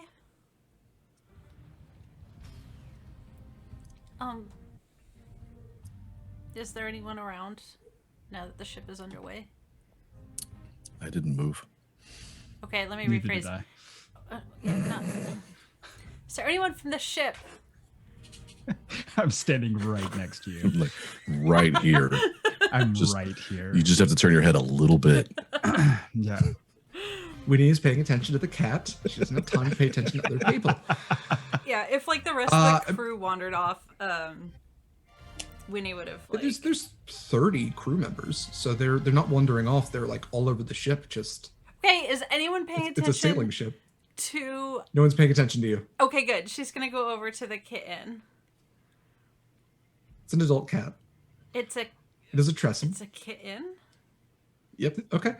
Yeah, it's when the ship started to move, you actually saw that its claws kind of dug in to the wood, but it kept its sea legs. Can't it? And okay. Yeah, go ahead. Can I put my hand out and just be like, you don't, it's just like with people, you don't want to just like touch something like without like, I just want animal handling check. Instead sexy. When I walk up to and meet new people, I go. It's Wynni's pickup line at the bar. Wynni only picks up tabaxi. Little snacks. Yeah. Fact. Yes, fact. You know what? Yes, the tabaxi pickup line is. I am going to use advantage for this. Like, yeah, okay, yeah. Oh, okay. I'm going to stick with 15. 15? Okay. Yeah. It's a little hesitant at first, but it very aloofly just kind of saunters over to you. And as your hand is held out, the Tressum's head just kind of nudges into you, that little cat headbutt, just to say hi. Oh. This is the best day of my life. And Proximus when walks you're doing up and is, what is this thing? I don't know. Do I know what it is? I don't know how you know common. what Tressums are. Okay, I was gonna say I don't know how like common they are. Tressums are seen especially as good luck on ships. Cats are normally seen as good luck on ships. Tressums even more so, because you don't have to worry about a Tressum going overboard. And yeah, because Tressums can fly. Tressums are cats with bird wings. They're often held in larger cities for pest control, but they are also incredibly intelligent and have a somewhat magical quality to them as well. Wynni, go ahead and roll me Arcana to see if you remember what magical qualities Tressums have. Oh, I'm not trash at that. Dirty 20. You would know that Tressums have the magical ability to detect poison by sight, smell, or taste. Preferably not taste. They also have an aura around them which can detect invisible creatures. I would relay most of this to Proximus in a sort of... I'm truncating that because it would be long and drawn out between her like getting distracted, like petting the Tressum. But just like they're Tressums. They're like cats, but they're also like birds, and also they're magic. And also they're just so cute. Look at the little face. Look at her little face. She's got the prettiest little face. And then, just kind of alternating between being distracted by the Tressum and As you're doing this, the Albatross Aarakocra walks up, Sammy, and just kind of looks down at you and says, looks like Demona likes you. Demona? Oh. Yeah, that's her name. Oh, She's lives up in the crow's nest. She has some flittings up there, 4 of them. Flittings? Yeah. Proximus? Yeah, I named them. It is Sirona and Danu and Leah and Plato. And yeah. I hope I get to see them. Yeah, no, if you ever get the chance, just I bet you go climb up the crow's nest and just be careful, but it seems like Demona likes you fine, so shouldn't be a big problem. She could be a little protective, but it looks like you made a friend. I'm Sammy, by the way. And he holds out a bird hand. Wynni will hold out her hand. I'm Wynni. Hi, it's really nice to be here. It's really nice to meet you. This is my friend Proximus. He's new to the surface. Hello. Sammy holds out a hand to Proximus. Yeah, very nice to meet you. He puts his hand out and shakes it. I have never met anything that looks like you before. I'm sorry if that is too much. This is a little overwhelming. It's all right. Yeah, I imagine you're probably going to see a lot of weird stuff. Just Already, take like it one thing at a literally time. right now. This is all too weird. All right. It's okay. Well- Proximus, just remember the Flittons are the baby Tressums. They're like her, but little. I'm never going to remember all of this. There's no way. But it is very nice to meet you. Sammy, is it again? It is, yeah. And Proximus. Yes. And Wynni. Yeah. And I know about Scarlett. Who's Eleos? What do you know about Scarlett? She's Is she one of my standing best right friends. next to me? Is she standing right next to me? Is she standing? Yeah, she's right, standing she's pretty right behind close. you. Yeah. I feel like she is standing right behind me. Camera pan, she's just right there. Yeah. We will talk later about this. This is We really won't. I uncomfortable. promise you that. Yeah. Yeah, it is. This yeah. is very uncomfortable. Me too. I am yeah. okay. I really wish you would stop. Yeah. Yes. Okay. Thank you. He doesn't even look behind him. He's don't let Connery skiing, and he's louder than he's mean. He's still mean. Anyway, I'm the bosun. If I take care of the ship and I try to relay commands to the crew, so I'll be flying about here and there. If you need anything, just don't mess up my ship. That's all I ask. And if you need goods or anything, talk to the Lokoltha. He's good for it. Okay. And I best be getting to my duty. So just if you don't know your way around a ship, it's totally fine. We'll teach you. Just stay out of the way until we do. And And can I follow you? Can I learn from you? I do not know what a bosun is. And truly, if you are leaving this space right here, I would like to go with you. can you fly? Only because I know she is still standing behind me. She really is. And Yeah. I will learn anything that you have to show me. I just need to Proximus, I'm leave flying away this now, area so- right now. Yeah. No. Everyone I'm sorry stays about you. here. You He stop. just Because Eleos Okay, is thank like you. poking around. He's walking around, just kind of looking at stuff. Proximus just walks off. Guess nobody's listening to me. Eleos left as soon as everyone like broke, and the whole time Wynni's like petting a cat, Eleos is just like, and he's just kind of looking around.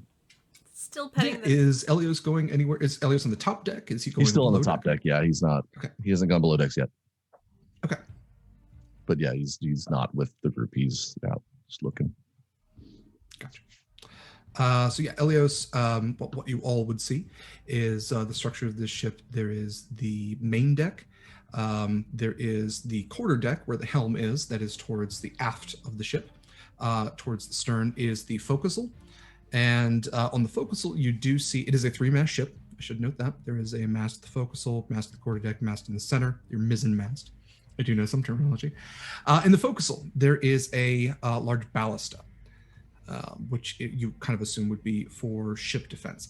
You don't see any other major defenses, defensive measures. You would know that on a lot of sailing ships, there is a mangonel or a small catapult. This one doesn't have that.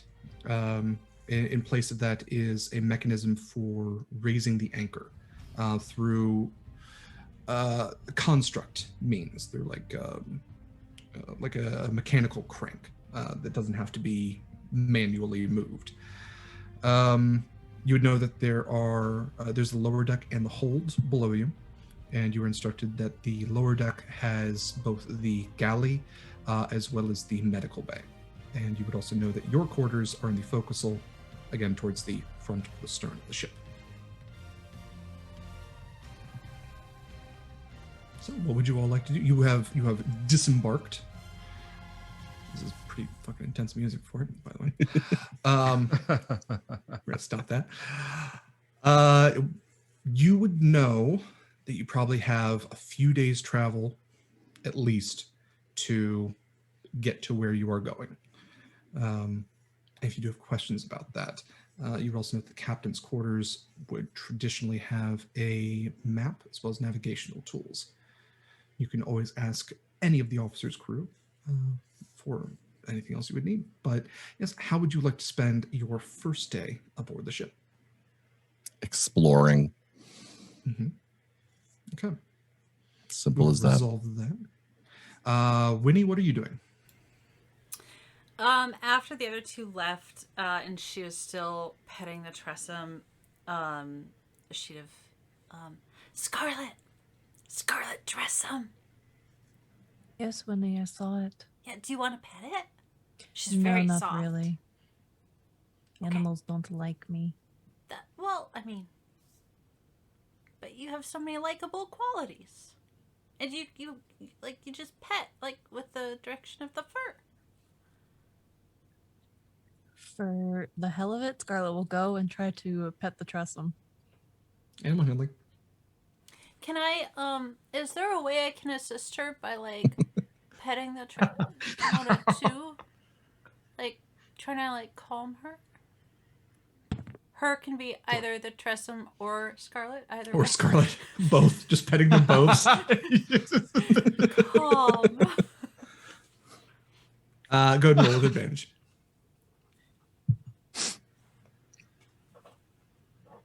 As a 9. With advantage? The second one was lower. Oh no. The Tressum doesn't growl, doesn't hiss, but is definitely standoffish. Almost that there is like when it sniffs at Scarlett's hand, it kind of arches just a little bit and just kind of backs up towards Wynni, trying to put Wynni between herself and Scarlett. Okay. I told you. Animals don't like me. Maybe, I mean, sometimes making friends is hard. And, you have, a cap per day. Per day. Of, how much socializing you can take. So maybe tomorrow. I think you're a great friend. Maybe she'll think you're a great friend, too. It's a very kind thing of you to think. Now, Wynni, while we're on this ship, if you happen to find anything out, any secrets, or if there's any problems that they're not telling me, you come straight to me. Understood? Well, sure. I mean... Nobody else. Do not go to the captain. You come to me first. Okay. Okay. And I will attempt to pet the Tressum again tomorrow. Okay, deal.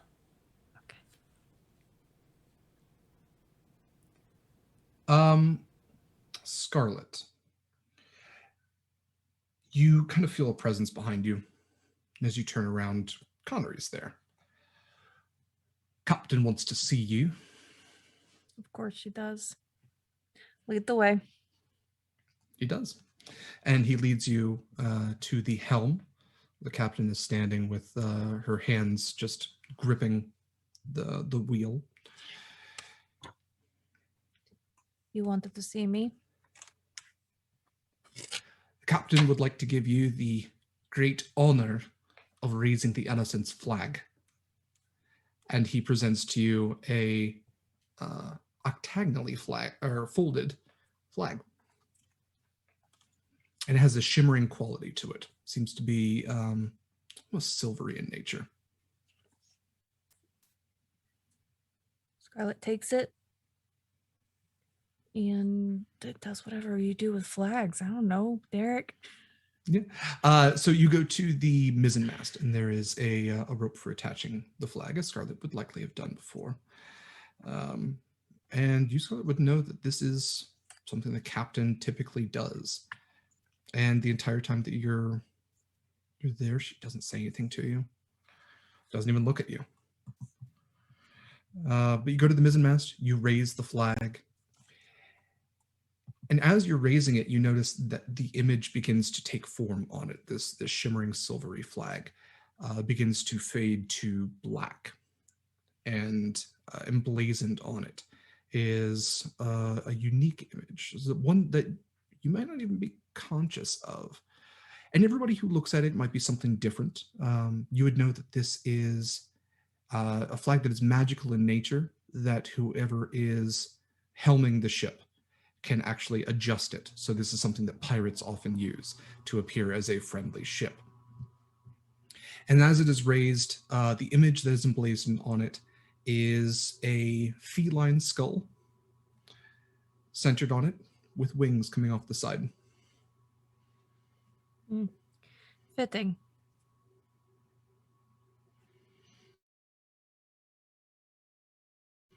You are exploring the ship. You go look around at the top deck.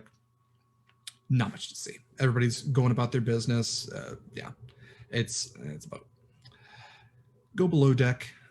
Not a lot of people are down here at this time. There's a couple of individuals who you might infer are the night watchmen, who are sleeping their shift now.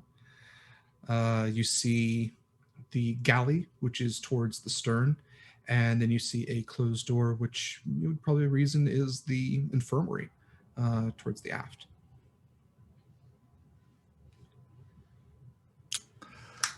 Go to the. And there's also a ladder for the hold as well, should you want to go down there. Oh yeah, eventually, but I want to check out the galley. I want to Sure. get a lay of the land everywhere. Basically, is what I'm. Okay. You go into the galley. There are a number of trench-style tables down here, and there is a sectioned off area with what do you call it? Like in a diner, like a window to the kitchen itself. And you hear some pots clattering around, and you keep seeing this large form moving around inside.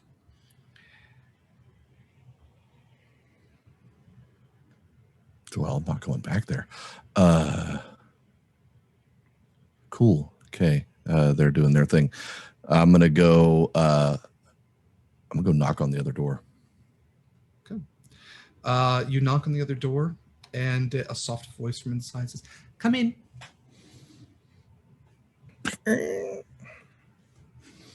Thanks for the Foley work. You like that? Yeah, I did. Inside, you see a somewhat well-stocked infirmary. There's a couple of tables which are set up, which certainly do have a few stains on them. But there seems to be a decent amount of medical goods. You see a cabinet which has some health potions, which you would easily identify inside, maybe even some antitoxin. And kind of going through one of the drawers is a female tiefling. She has dark navy skin, dark hair. She has horns which kind of wrap around her ears. And she also, you would see as she turns around, she has white tattoos, which are kind of around her collarbone, her lower arms, and there's 4 marks on her chin. And she kind of almost looks up in surprise at you. Oh, hi. Hello. Are you injured? You can have a seat. Health potion or amputation? Oh, no. I'm joking. I'm sorry. I'm joking. Okay. Sorry. Yes, ship's infirmary joke. No, we don't do it. Yeah. Well, I mean, I assume you would, but it's fine. I've seen. It's a fantasy world. We have magic. Yeah. Yeah. I'm sorry. I'm Eleos. I'm new. I'm just poking around, being snoopy. No, by all means. This is probably going to be your home for a little bit.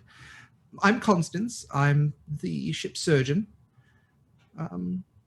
This is the infirmary. Hello and welcome. If you do get beat up at any point, I can do what I can. Okay. I'll keep that in mind. Okay. Sorry, the mask. Yeah, It makes conversation difficult, but it does. you know, it's kind of my Is thing. it glued on? Do you need? Is that? No, is that why I you're can here? Do you absolutely, and I'll like pull it off and then put it back on. Like, no, Oh, it's special. Yeah, you should. I mean, you look good without the mask. Just saying. I would like to note that I did not pull it all the way off. I just kind of separated it and then put it back on. I got you. Forget what I literally just said. Yeah. Yeah. So I'm gonna go try not to get beat up or try to get beat up. I don't know. We'll see.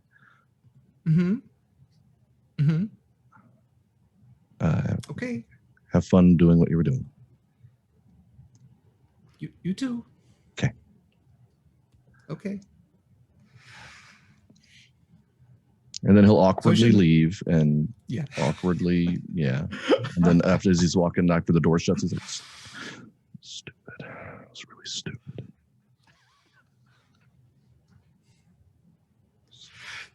To those of us not Eleos, we would also hear that Constance turns around and goes, stupid. Why don't you tell him, take the mask off? Whatever, it's fine. Eleos, you would also see that the lower deck is probably where most of the crew sleeps. You can see that there are there's a few bunks as well as some hammocks. There's small kind of just chests, there's 30 of them. So you could assume that they're belong to each of the crew for their personal belongings, each of them with an individual lock on them. And there are also steps to the hold as well. Yeah, I would go down to the hold. Okay.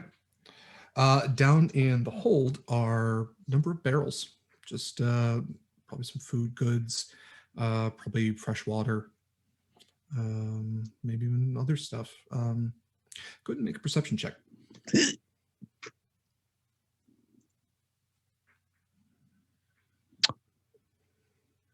I'm going to use an advantage. Okay. Because that was a 1. Ooh. Good link. That's better. A 21. Okay. You can hear coming from the aft of the ship, almost a rattling, like clanking against wood kind of rattling. I'll make my way in that direction. Okay.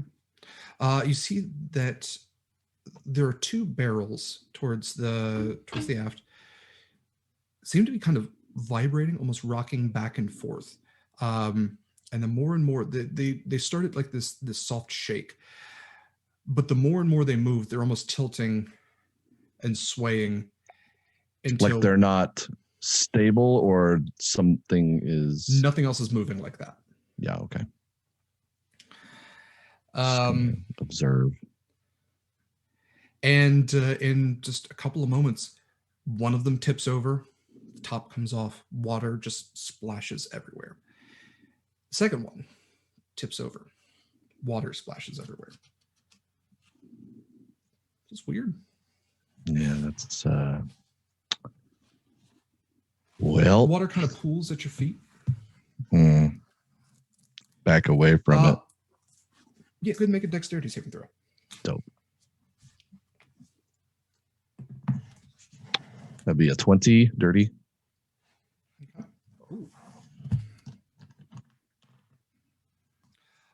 You feel a pull at your boot. Nope. And you actually look down in the moments before you hit the ground, as the water seems to rise up from this puddle and grip around your calf, your chiseled calves. Yeah. And it rips your foot out from under you, and you hit the ground with a thud.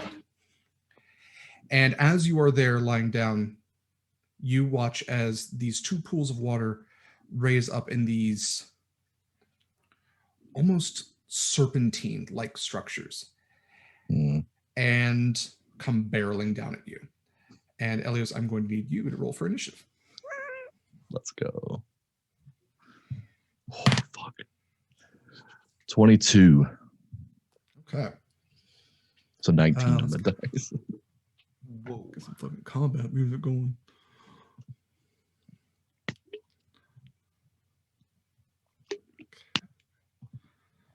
Yeah. There we go. Eleos, you are face down with two water weirds who have been barreling down at you. You do have you are the first in order. So you can act first should you like. Cool. Okay, so I'm prone, basically. You are prone. Okay. So I'm going to stand up.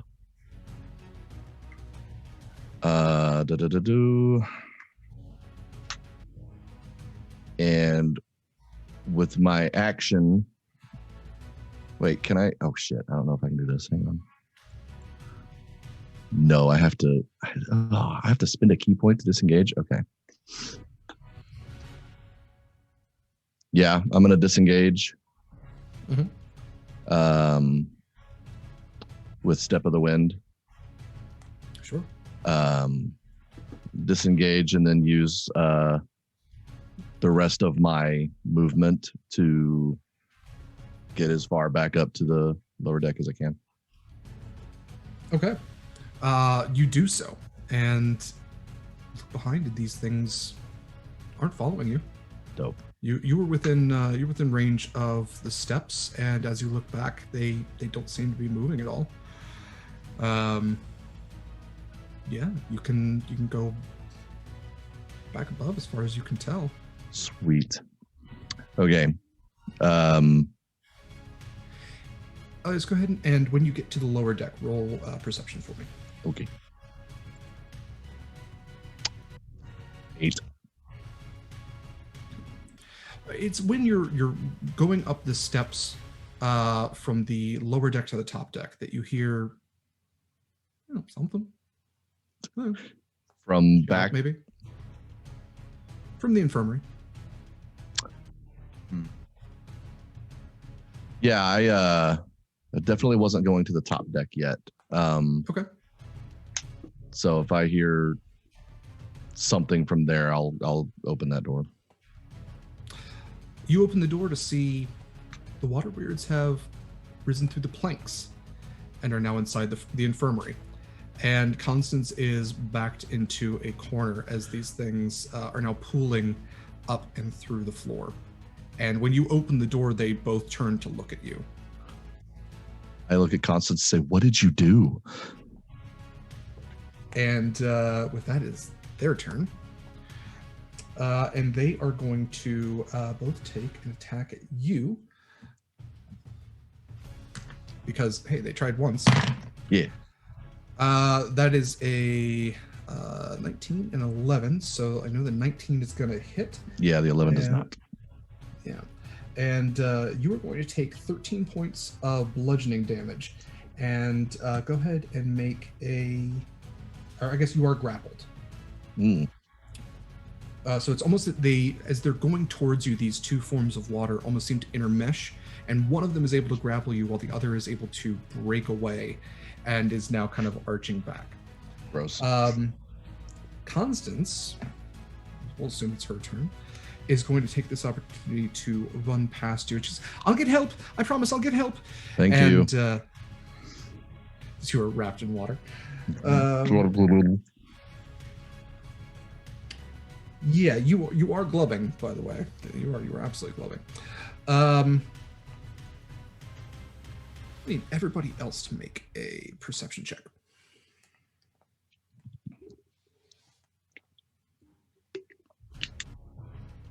I'm going to use my advantage. Okay. Because that was a 2. I'm also going to use an advantage because that was also a 2. Shout out to the 2 crew. Dirty 20. 18. Much better. 14. Okay. You all see Constance running towards you, whether you are grouped together or not. She's going for the nearest person. She's going, yo, your friend, Eleos, the one with the mask. He's there's things down below. Help him. He is not okay. Wynni will Far just from it. go. She'll listen. Yeah, I start going down the stairs. Everybody else, go ahead and roll initiative. All right, but Scarlett's going down the stairs real slow. She's just taking her sweet time. It's a 10 for Wynni. 14. Since Wynni has volunteered to go slow, Wynni will be last in the order. No, Scarlett. Scarlett, volunteered. yeah. Scarlett, Yeah, I'm sorry. yeah. I'm sorry. Winnie's Yeah, sorry, running. the- and That's good because I rolled a Wynni is 4. running, yes. She's gonna pull out her mace and her dagger.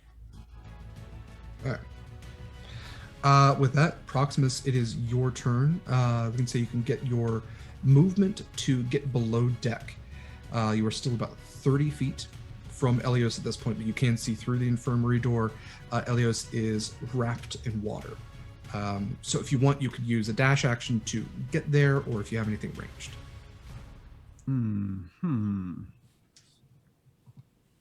So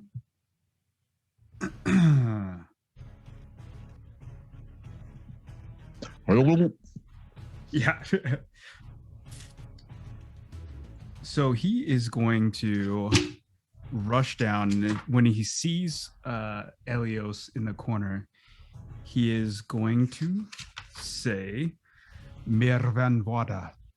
And it's I'm gonna cast Wall of Water and try to move them away from him with just a wall of water. Okay. Yeah. Range is 60 feet. Okay. Do they have to do a save or anything? That's a good question. Wall of water. Create a wall of water.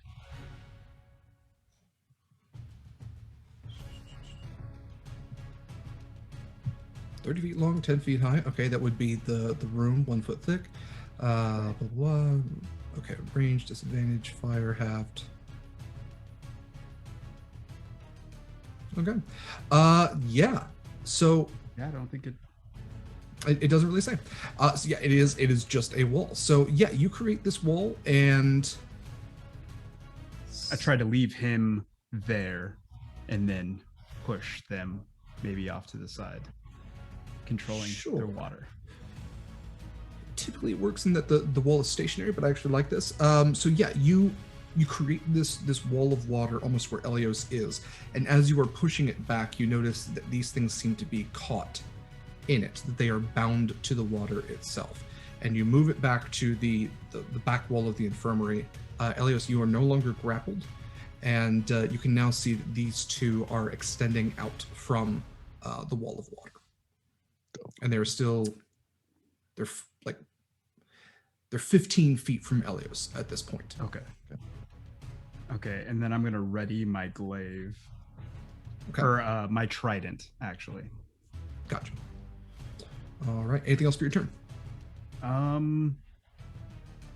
Actually, I'll take my dash movement to get up to Eleos. Do you have 2 actions? 2 actions. Yeah. Okay, perfect. Then yeah, you do so. You are now next to Eleos.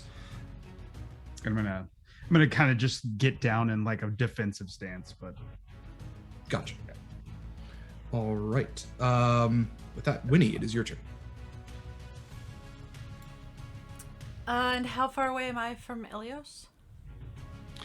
You're probably 30 feet if you used your movement to get below deck. I did.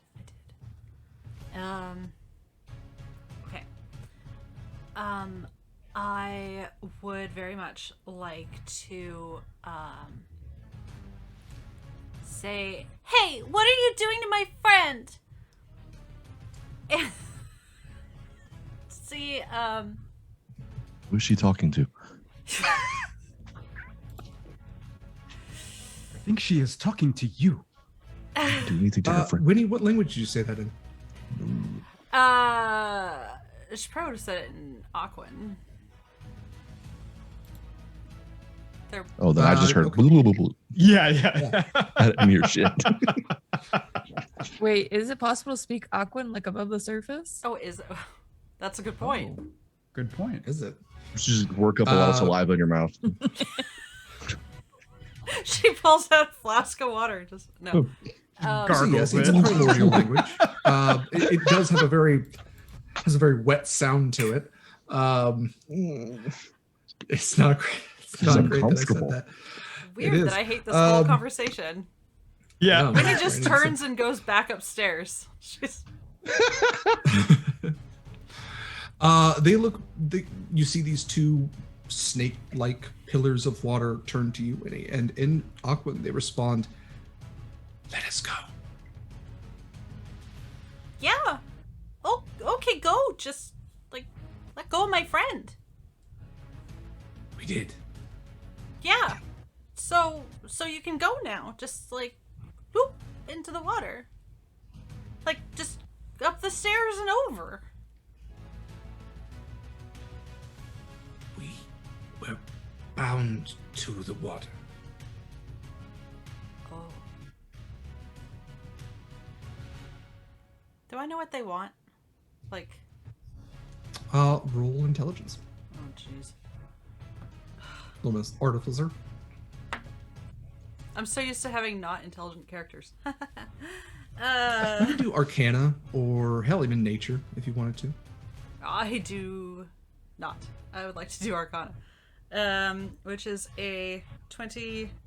Math is hard. 22.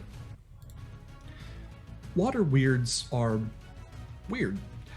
They are magical in nature, and you would know that they are bound to the water that they are in. They cannot travel freely.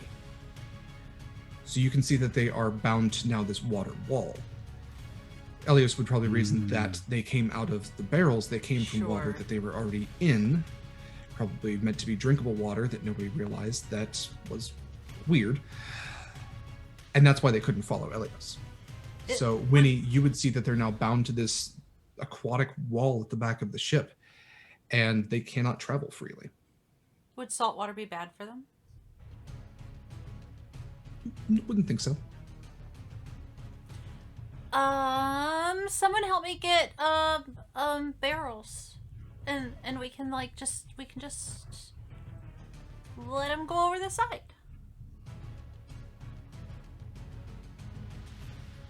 No one wants. I would like to Okay. try to go. Is that your turn? Yes. Scarlett finally just make it down to where they are. I just want to We out of rounds now? go for a We're out of barrel. combat. Okay, cool. So, We're out of combat. so they Wynni came solved my out of water barrels. puzzle. They came out of barrels. They were already in barrels. They fell out of the barrels and then tried to kill me. No, they were just scared. Oh, that's fine. They were scared as they tried to kill me. But you're alive, right? That's good. Yeah, I'm alive. The water weird Okay. look at you, Wynni, and go, "What's he saying?" That's He's right. saying he's super glad you didn't kill him. Mostly, more or less. What is she saying? I'm just translating. It's something I do, apparently. She is negotiating. Oh, Okay, so I'm not super strong or anything, so if someone wants to help me with the barrel, that'd be great. Otherwise, it's gonna be super awkward. why did they? Okay. So they were able to go through the walls, right?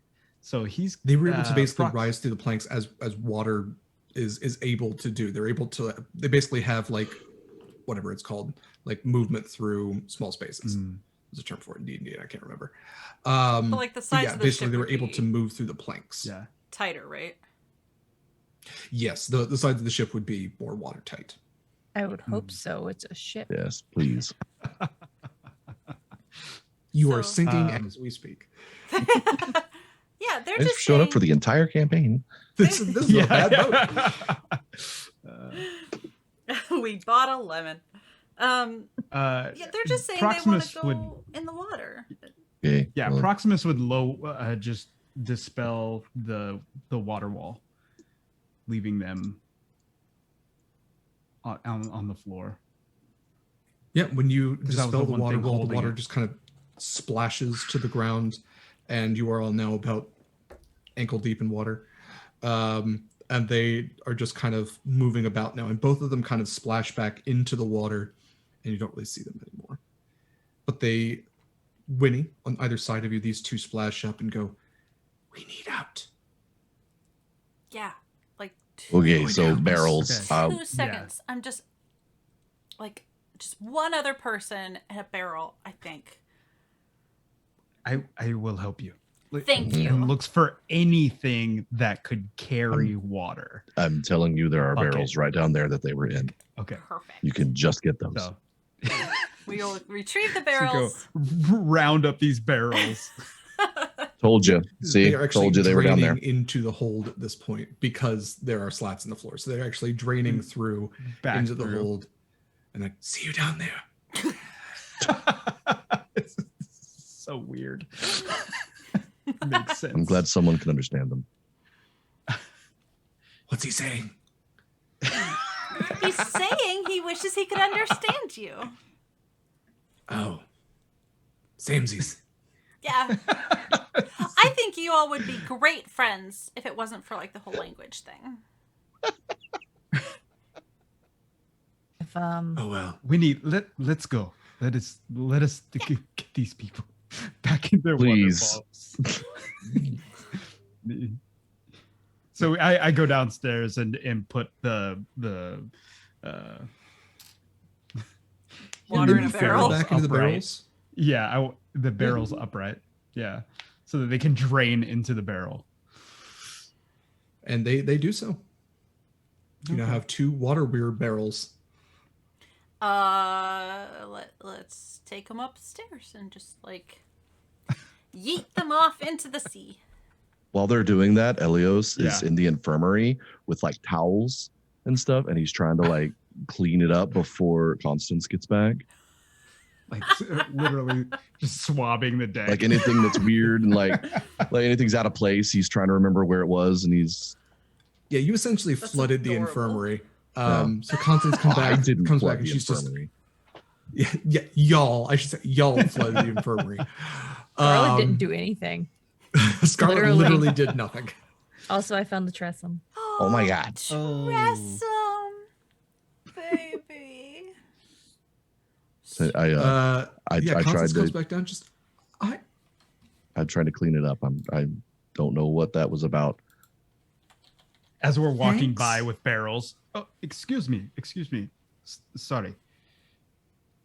Don't We took mind care us. of them though. We took care of them.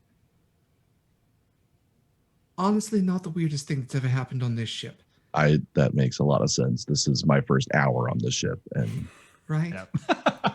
it's already some weird shit. I'm sorry. Wynni and Proximus, you get back to the top deck and heave the barrels over the side.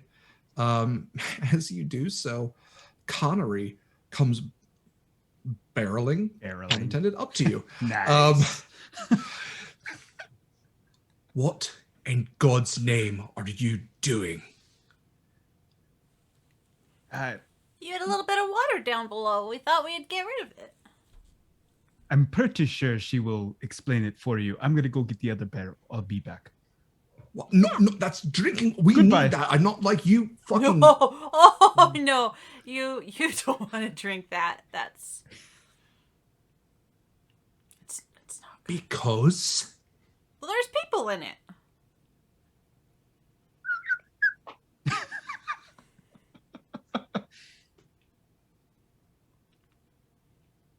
I would heave you overboard the second if I knew that it wouldn't just be something you'd enjoy. What Yeah, do I you would. mean there's people in it?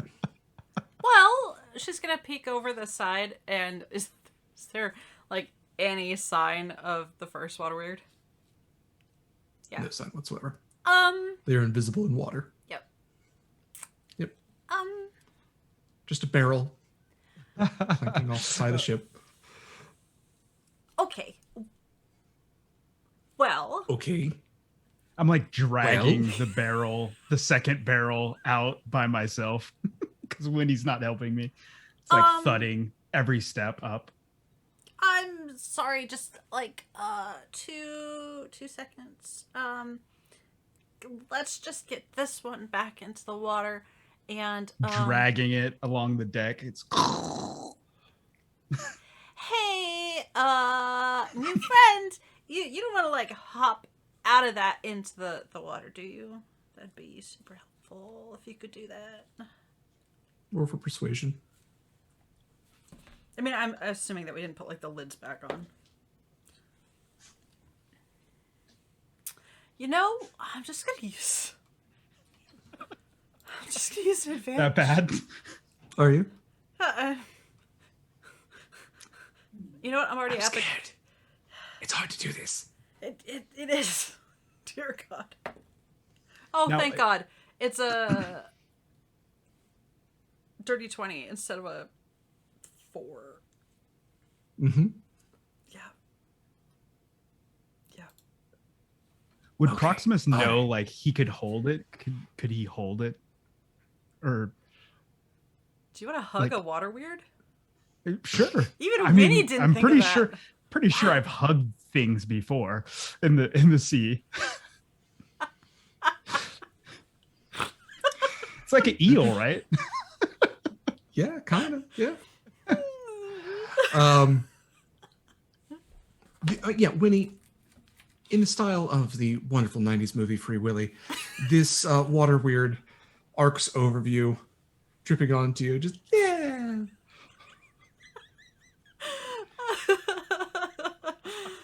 Oh, God. Yes. And Connery just kind of wide-eyed just shakes his head and goes, I don't. I'm going to go yell at somebody, and If it's this someone, time it's not you. if it's someone in my crew ever again, you'll regret it. You'll not threaten my crew. If you have a problem with them, you will come to me. Understood. Proximus Say anything? elbows Wynni. Like, yeah, good job. Yeah. Like, high five. Just kind of his lips kind of curl a little bit in a snarl, and you see that his canine teeth have all been replaced with metal ones. That's fine. I will snarl back. And he storms off back towards the helm. All right, you solved my water weird puzzle, and that's one of the complications. Ooh. There's a complication resolved Yoink. quite successfully. So I'm definitely in there and like, okay, so Constance, like, they kind of hurt me a little bit. Oh, did they? Oh, Right here. okay, all right. She gets out like a needle and thread. I like that, like their Yes. water. I don't think they cut me, but Oh, okay. kind of sore. Do you have anything for that? Do you want a health potion? Do you want to give me a Okay. health potion?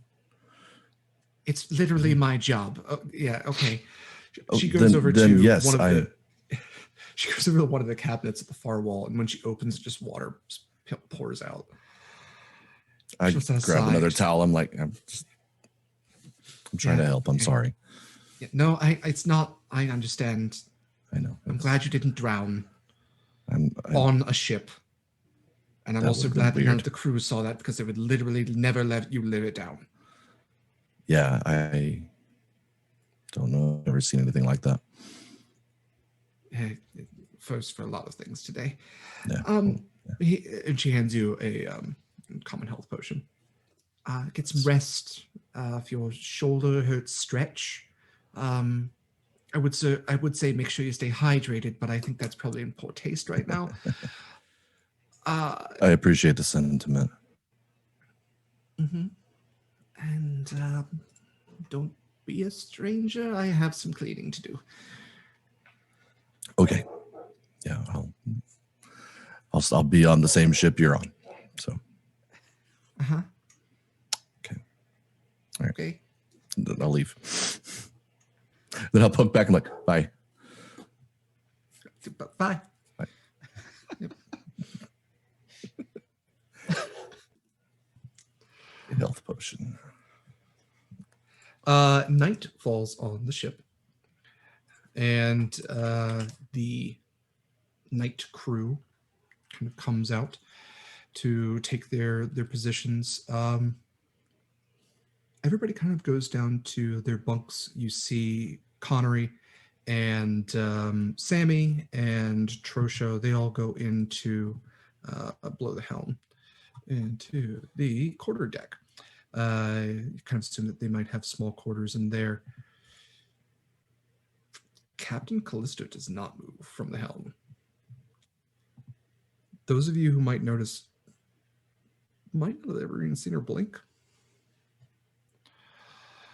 And she maintains her position, just steering the ship again or into the wind as the crimson sails are full, moving towards your destination, towards the northwest. You might every now and then pass by a small island, which none of you are old enough to remember the deluge, the cataclysm. But you would know from the stories that these were once hills and mountains. Now just small outcroppings in an endless sea. Some of them have communities. You don't get close enough to notice any structures or people, but you can see light faintly in the evening. And as the sun sets, as you are slightly heading towards it, towards the northwest, some of the crew who aren't on the night's watch, they break out a couple of bottles of rum. A little bit of music starts up. There seems to be just a little bit of, game playing. Is there anything you all would like to do for the rest of your night? I would go to. Are we sleeping in like a shared space, or we have our own rooms? None of you have checked it out yet. That's where I'm at. Okay. Eleos and Scarlett both head to the forecastle, which is at the aft of the ship. And you open the singular door, and inside are it's separated into two. There's like a very narrow hallway, and there is one door to the left, one door to the right. Inside each is a bunk bed with a small table and chair, and a window, like a porthole window. Okay, I just go into the first one on the left and just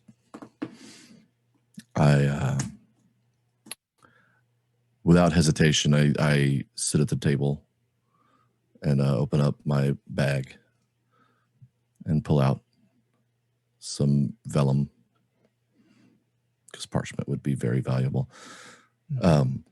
and my ink and my quill, and start writing.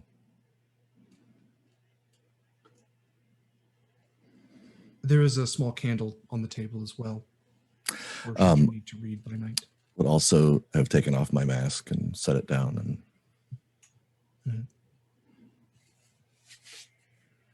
All right. So Scarlett, you walk in after Eleos. You see he makes himself right at home. Probably closes the door behind him. So you go into the other room, and it's as I described: bunk bed, table, porthole window. Definitely not the privacy and semblance of luxury that you would be used to.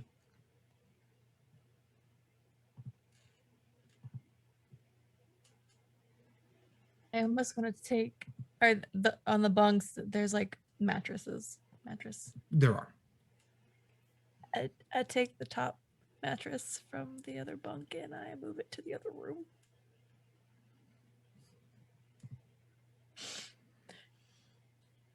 Okay. So that I can have my own room.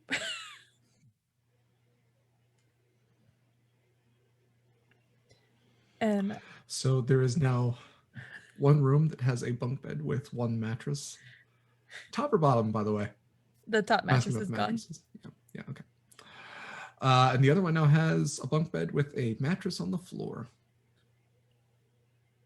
Just like lightly knock, open it, look at Eleos, just slide the mattress in and just slowly walk out by closing the door. I go back Yeah, to the mattress kind of folds as it goes to the door. It just like thumps down behind Eleos. I go back to the bottom bunk and kind of sit there, and I open the tome and start reading what Eula has left in it. You open the tome, and scrawled in writing that you know that only you can read, in Eula's handwriting.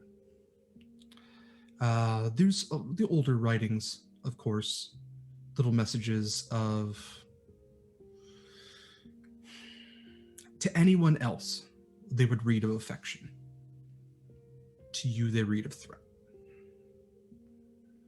There's spells, well wishes, instructions. The most recent writing you know would be from today.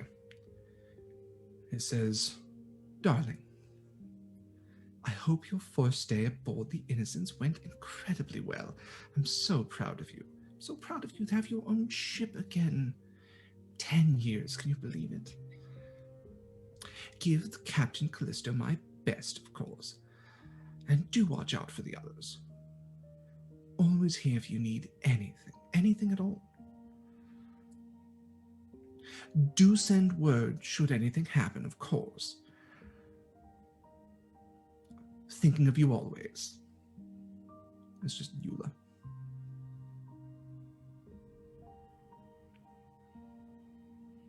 Before closing the tome for the night, Scarlett will write back.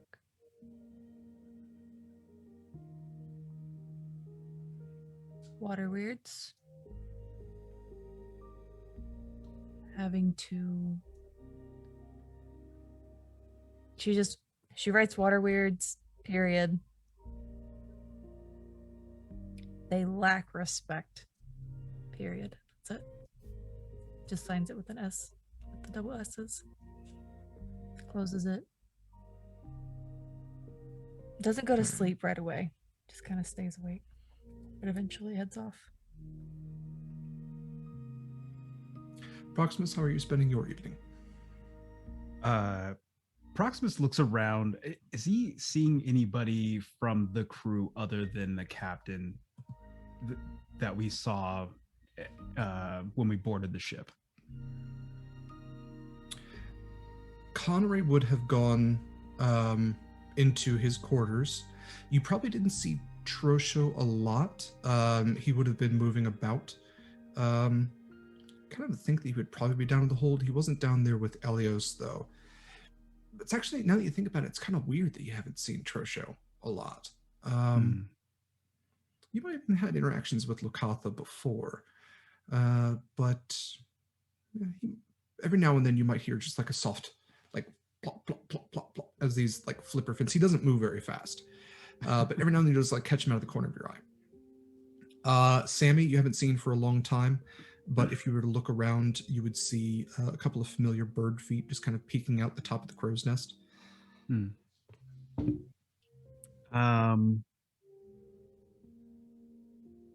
Proximus seems that it's a little weird that nobody, the captain is up still,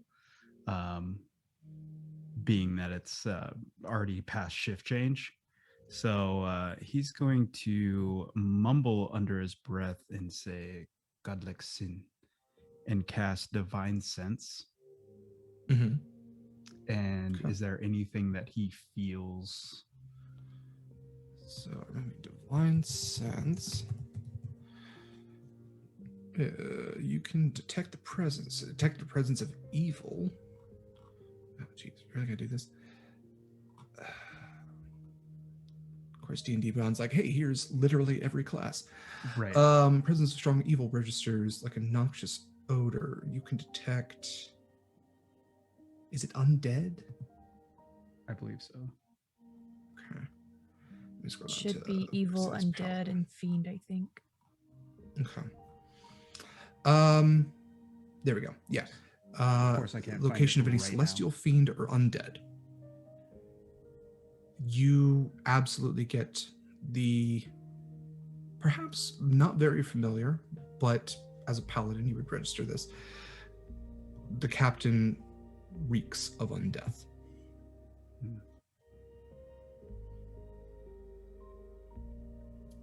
He would go up to, but standing off to the left of the captain, and Captain, is there anything that you need to be done for the great Queen Mother?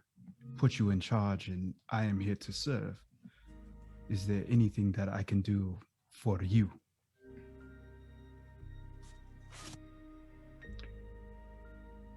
Proximus, go ahead and roll persuasion for me.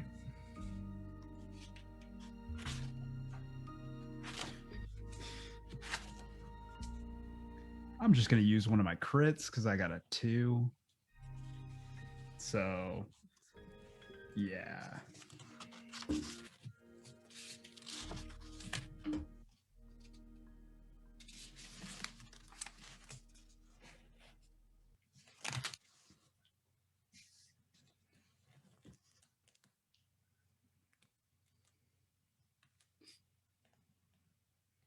What was the second roll? He critted. I Oh, critted, was it yeah. Yeah, he used one of his I'm crits. sorry. I'm sorry. Yeah, I used I one of my apologize. crits, so I apologize. Okay. In it would that have been case- 8. Would have But- been. Okay. Proximus, you are the first one, at least as far as you're aware. Callisto actually turns to look at you. Eyes as black as the night sky around her, almost reflective. And she lets out this death rattle of a laugh. She says, "You have no idea what you've gotten yourself into. No, I don't need anything, doomed one. Go get some rest."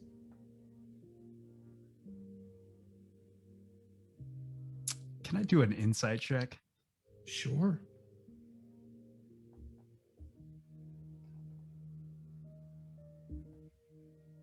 $22. What are you trying to insight? Just she said, what was it? Doomed one? Yeah. Is that a threat, or is it just does he get any feel like he's just kind of wondering if maybe that's is it When she says that, it false doesn't threat? come off as a threat. Mm. It's not her basically saying, it's not the, you did well, Wesley, sleep well, like they'll kill you in the morning sort of thing. Trust me, I thought about it. No, this is more just, there's almost pity in her voice when she says it. Mm. Mm. There's almost just like you're asking me what I want. No, it's too late for that. Mm. You worry about yourself. Well, Captain, I'm glad that I am here and talking to you, and I have a fond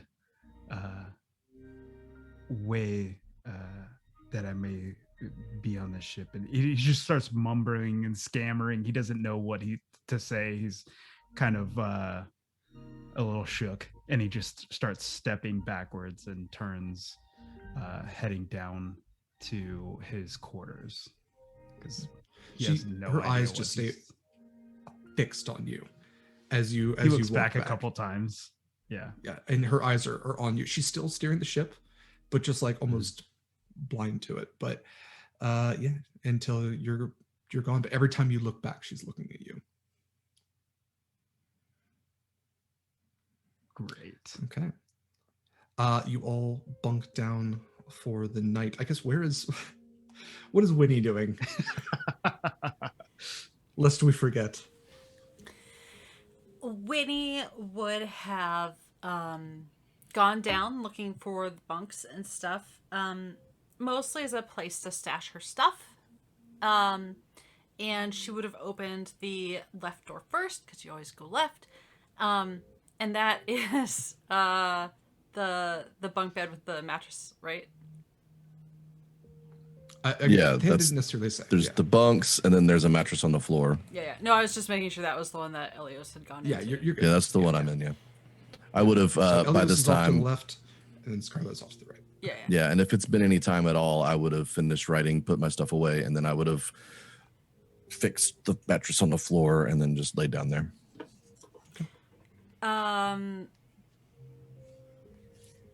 She's just gonna like stash her bag in a corner for the moment and be like, I'm gonna deal with this later. And take her Triton and go actually, I don't know what all I need for this. We're gonna rewind all of that. She's not going to. She doesn't want to bother anybody. So she's not going to go looking for her room. She's going to probably go back down into the hold or somewhere out of the way. And she's just going to sit in a corner and take out her trident, kind of lay it across her lap. And she's going to spend a little time, is this the right word? Yes. Infusing it. Which she probably should have done before, but you know, she's had a lot on her mind with like fireflies and stuff and like so many new friends. So she's going to Are you checking on your firefly, by the way? Yeah, she didn't swim with it. Like that's next. Yeah, but it's a firefly. Are you checking on it? Well, yeah, you don't just like Roll animal handling. grab a firefly and then like forget about it. You say to so many children who forgot about it. I'm gonna use an advantage. Don't use an advantage. What was it? Do not use an advantage for a firefly, Eva. I don't want to talk She about can do it. what she wants. It's her advantages. Well, tell me what it was first. It's a 5. The firefly is fine. Okay. Okay. She would also, infuse her trident with enhanced weapon. And, honestly, like, being on the ship, what's the weather like? Like, is it You're in the rocking hold. a lot, It is. or is it, like... Oh, like the seas. Yeah, No, sorry. it actually seems to be pretty steady. Okay. There was a soft movement to it, but no, as far as like when you were even, on the top deck through most of the day, it was partly cloudy, but fine. Honestly, she's probably going to just, like, once she's done infusing the trident, she's probably going to just sort of zone out and slip into her trance. Okay. And then there's probably stuff that she'd like to do after that, but when she wakes up. Okay. You all bunk down for the night. It is restful for the most part. Yeah, we're actually going to go ahead and end our session there. We will begin our next one when you all awaken on your second day aboard the Innocence. So, with that, let me stop this music. With that, thank you everyone for joining us for our first session of Horizons Call, the first session here on Eva Sariet's channel. I have been your DM, Derek Sword. I will do my plugs at the end. First, I'm with these amazing people to tell you about them, where you can find, whatever. They're going to do their plugs. That's what we're going to do right now. As we should begin with all things, the greatest of us. Than, would you like to start us off? No. Hi. I'm Than. Anyway. You can find me everywhere on the internet as Than Rand. You can find me on my own Twitch channel. The sans schedule right now. I'm working through it. Starting to stream super early, but my own channel, twitch.tv/TheAnRand. We have fun. Monday nights on twitch.tv/Open for Adventure, playing Elden Vale in Fate's Chosen for not that much longer. Just saying, you might want to tune in. We're coming back Monday finally, and yeah, you might want to be there. That's it. That's me. Check out Than's OnlyFans. Yeah, onlyfans.com. It's a real website. I dare you to click it. Yes, you certainly can. Don't be scared. Thank you, Than. Eva, it's your channel. You can go last. Mikyl, would you like to? Oh, yeah, that was curveball. Yeah, I'm Mikyl Sandoval. You can find me at Mikyl Sandoval at Instagram and Twitter. This is my first live stream, and I was so happy to be here. Thank you for including me. I loved it. Did an amazing job. Thank you. Derek, thank you. And so, yeah, that's it. That's all I got. I should mention, Mikyl did our incredible character art. We are all trying to peer pressure him into doing more character art. So if that is something, if you were looking at this going, wow, that's really fucking cool, check him out on Twitter. Follow him on Twitter and do what we are doing. Peer pressure him into doing character art commissions. Kaila, tell us about your lovely self. Oh, gracious. I don't know where to begin. Hi, I'm Kaila. You can find me on Twitter and my Twitch at KMC. Twitter has the underscore, Twitch does not. I play tabletop RPGs, I paint things, and I am just generally the favorite.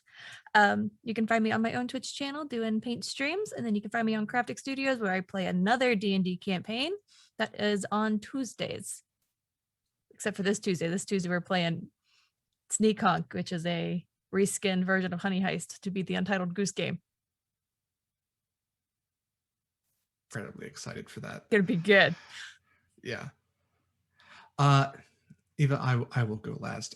Eva, love of my life, tell us where we can find you besides this wonderful channel which you yourself run. You can find me here on my own channel. Surprise, surprise. Not only every Saturday, now at 3 p.m. Pacific time math, for this Horizons Call, which is going to be a short campaign. We will be back next week. Thanks, Allie. I will also be here. Mare, our very own sweet Mare, who is currently in Nara at the moment, but Mare will be running a one-shot Sunken tomorrow at time math, 8 a.m.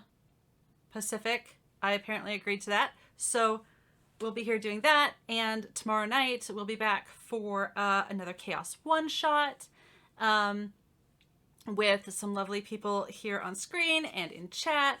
And I'll be back on Mirror's channel on Tuesday at, it's fine, 6 a.m. Pacific for Ryutama, which is going to be awesome and amazing. You agreed to both of those slots with Mare. I just want to be clear about that. I did. Yeah, that was absolutely me. They checked multiple times to be sure I was okay with it. So that's on me, not on them. And then every other Saturday, so next Saturday at also 8 a.m. Pacific. I'm not a morning person. City of Shadows here on this channel. I feel like I'm forgetting something super exciting.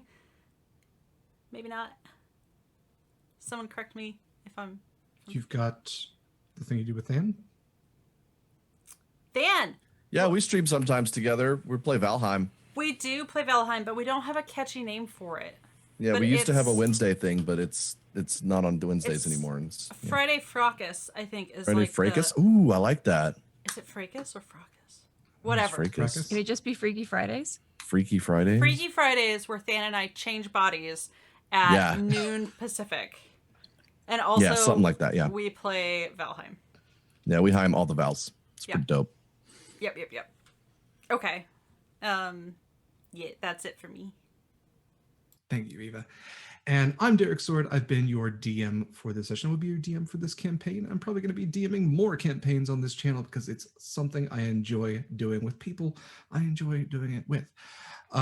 If you want to find me anywhere else, the best place is my Twitter, dsword16. I have all my stuff posted there in a lovely graphic, which includes some of the following.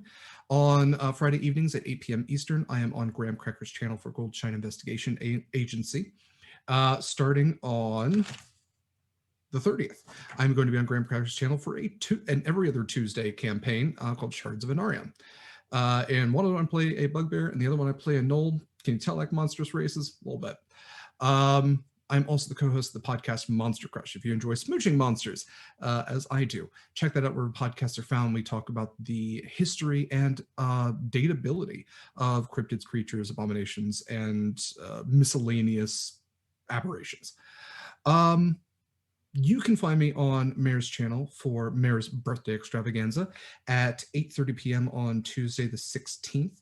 I'm going to be playing in the Hellblock Tango, where all of us are playing demon and devil lords, and we are going to punch Paylor in the face because he fucking deserves it. Yeah. Thank you all for joining us for this wonderful session. It was great having these